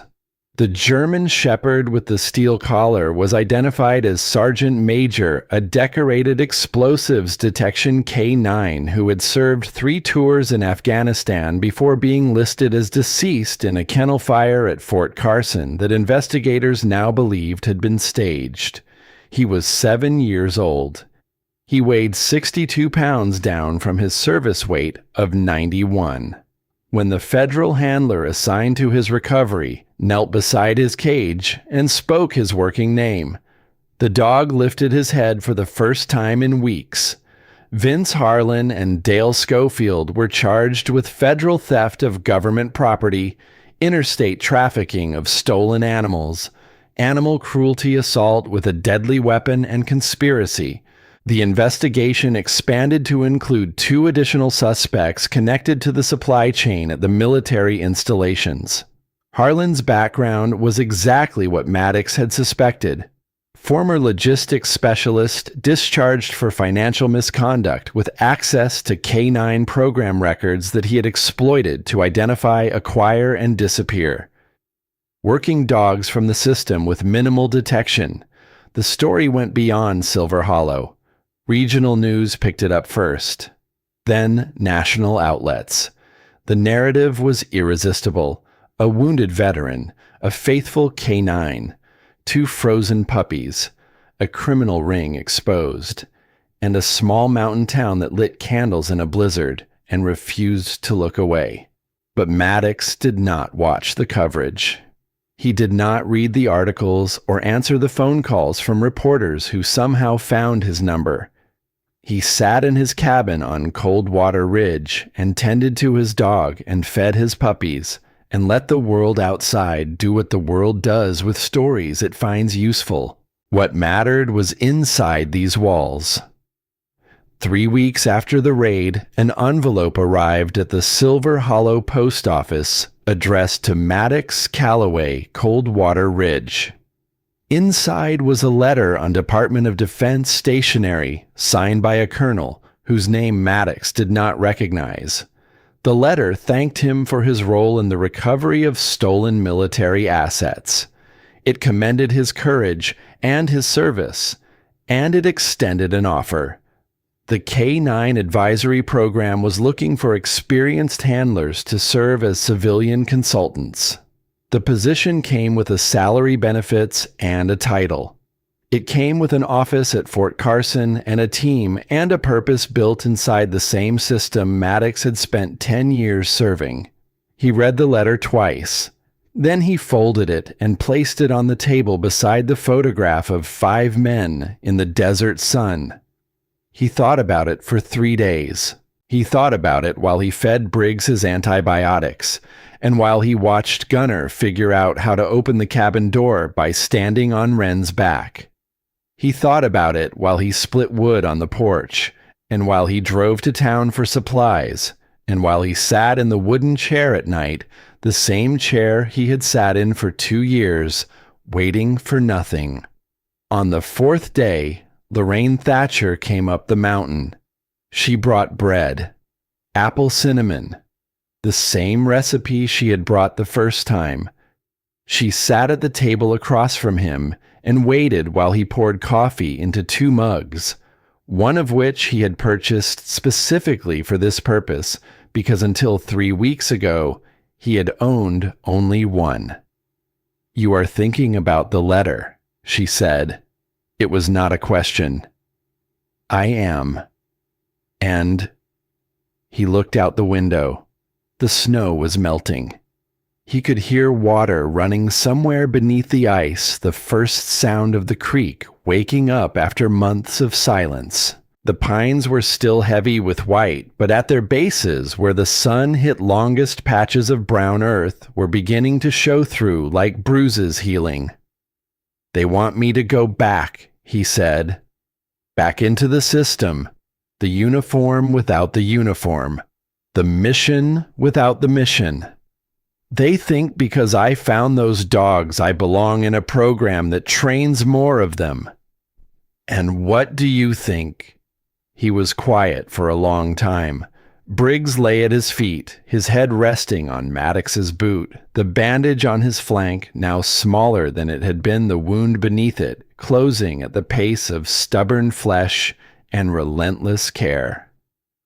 Gunner was asleep on the hearth. Wren sat in a patch of sunlight near the window, her white star glowing on her chest, watching a bird on the other side of the glass with an intensity that suggested she was already planning her career. "I think I have spent my whole life following orders," Maddox said slowly. "Good orders, important orders, orders that saved lives, and orders that ended them. And I think I am done taking orders from anyone except the things that need me most." He looked at Lorraine. Her eyes were bright. Her coffee was untouched. "I am staying," he said. "Here, on this mountain. Not because I am hiding anymore, because this is where I am supposed to be." Lorraine smiled. The kind of smile that begins deep in the chest and arrives at the face only after it has passed through everything in between. "Walter would have liked you," she said. "I would have liked him." "I know." She picked up her coffee and took a long sip. "So, what are you going to build?" The answer came to him the way Gunner's name had come, without effort, without hesitation, as if it had been waiting in the air for someone to speak it. "A haven," he said, "for every creature that gets thrown away." Spring came quietly to Silver Hollow, soft as a hymn sung under the breath. The snow retreated up the mountain in slow, dignified surrender, revealing a world that had been waiting beneath it all winter. Streams appeared between the pines, running fast and cold over smooth stone. Wild flowers pushed through the mud in clusters of yellow and purple. Birds returned cautious at first, then louder, filling the forest with a sound that was not silence and not noise, but something in between. The sound of a world remembering that it was alive. On Coldwater Ridge, beside the cabin that had once been a place for disappearing, a new structure rose from the earth. Pine walls, wide kennels, a covered porch lined with hooks for lanterns. It was built by the hands of people who had come up the mountain, not because anyone asked them to, but because Lorraine Thatcher mentioned at Sunday's service that the veteran on the ridge could use some help. And in Silver Hollow, that was all the invitation anyone needed. Farmers brought lumber from their barns. The retired plumber ran water lines. Colette Brennan, a young widow with auburn hair and river-glass eyes and a quiet strength that reminded everyone of someone they had lost, organized the volunteers with the efficient warmth of a woman who understood that grief is best carried when your hands are full of something useful. Her son, a boy of 7 with his mother's freckles and his father's stubborn jaw, spent every afternoon playing with Gunner and Wren in the grass beside the construction site, his laughter rising above the sound of hammers like a bell that had been waiting years to ring. Maddox worked alongside them every day. He measured boards and drove nails and hauled stone for the foundation, and somewhere in the rhythm of building something from nothing, the last of the ice inside him began to break apart. Not in a dramatic moment, not in a single revelation. In the slow, patient way that spring breaks winter, 1 degree at a time, 1 day at a time. One small act of creation replacing one small act of destruction until the balance shifted and the man standing in the sun was not the same man who had sat in the dark. Above the front door of the new building, a carved wooden sign read, "Haven of Light." Beneath it are smaller letters, "For every soul that still believes." The dedication ceremony was held on a Saturday afternoon in late April. The whole town came. They filled the clearing around the cabin and spilled onto the trail that led down the ridge, a congregation without walls, standing beneath a sky so blue it looked like something painted by a hand that wanted to remind the world what beauty costs. Reverend Clark Asbury spoke first. His deep voice carried across the crowd, steady and warm. What began as one man's burden has become a beacon for all who seek light in the dark. Then Lorraine took his place. She wore a navy dress and a silver brooch in the shape of a cross. Her hair was pinned beneath the same knitted hat she always wore, and her hands were folded in front of her the way they were folded every Sunday in the front pew of the church. Her voice trembled only at the beginning. A year ago, a storm nearly took more than just lives. It nearly took faith. But God does not forget his children. He only waits until they remember how to listen. She looked at Maddox, and her eyes glistened in the afternoon light. This place, this haven, is proof that he still speaks through kindness. She lifted the first lantern, whispered a prayer. For every soul who once walked in the cold, may this light guide them home. One by one the town followed. Lanterns lit across the clearing, then down the trail, then through the valley, until Silver Hollow glowed like a constellation fallen to earth. Children held them high above their heads, their faces bright with reflected fire. Colette Brennan tied a ribbon around Wren's collar and whispered something that made the dog's tail blur with joy. Her son sat cross-legged in the grass with Gunner in his lap, both of them watching the lights with the same wide, wondering eyes. Sheriff Dempsey stood near the gate. He caught Maddox's eye and tipped his hat. "You did good, son. Didn't think I would ever say that to a Navy SEAL off duty." Maddox smiled. "I found a new mission. Looks like you are not retiring from saving lives anytime soon." Briggs lay on the porch in his usual spot, his muzzle grayer than it had been in the autumn, the new scar on his flank, a pale line beside the old one from Kandahar.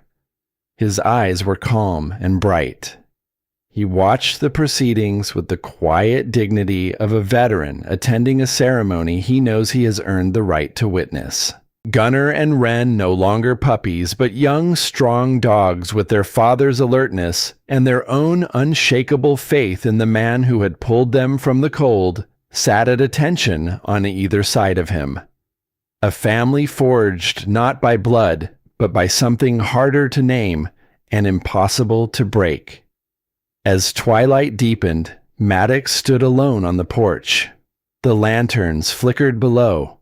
The mountains glowed faint gold and pink beneath the last of the sun streaks of color, brushing the snow still clinging to their peaks. The air smelled of pine and fresh-cut wood, and the first wild flowers of the season. Lorraine appeared beside him. She rested her hand on the porch rail and looked out at the lights dotting the valley like earthbound stars. "You know," she said softly, "when I first prayed for you, I did not ask for miracles. I just asked God to remind you that the world still needed you." She paused. "I think he answered more than I hoped." Maddox looked at the field beyond. The lanterns, the people, the dogs running free in the fading light. The cabin behind him humming with life where silence had lived so long. "He did not forget any of us," he said. "We just needed to stop hiding." Lorraine nodded. She squeezed his arm once the way she always did, with a firmness that contained everything she had ever lost and everything she still believed.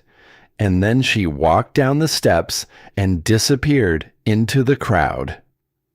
Maddox opened his notebook, the same battered green notebook that had survived 3 deployments and 2 years of silence and one night that changed everything.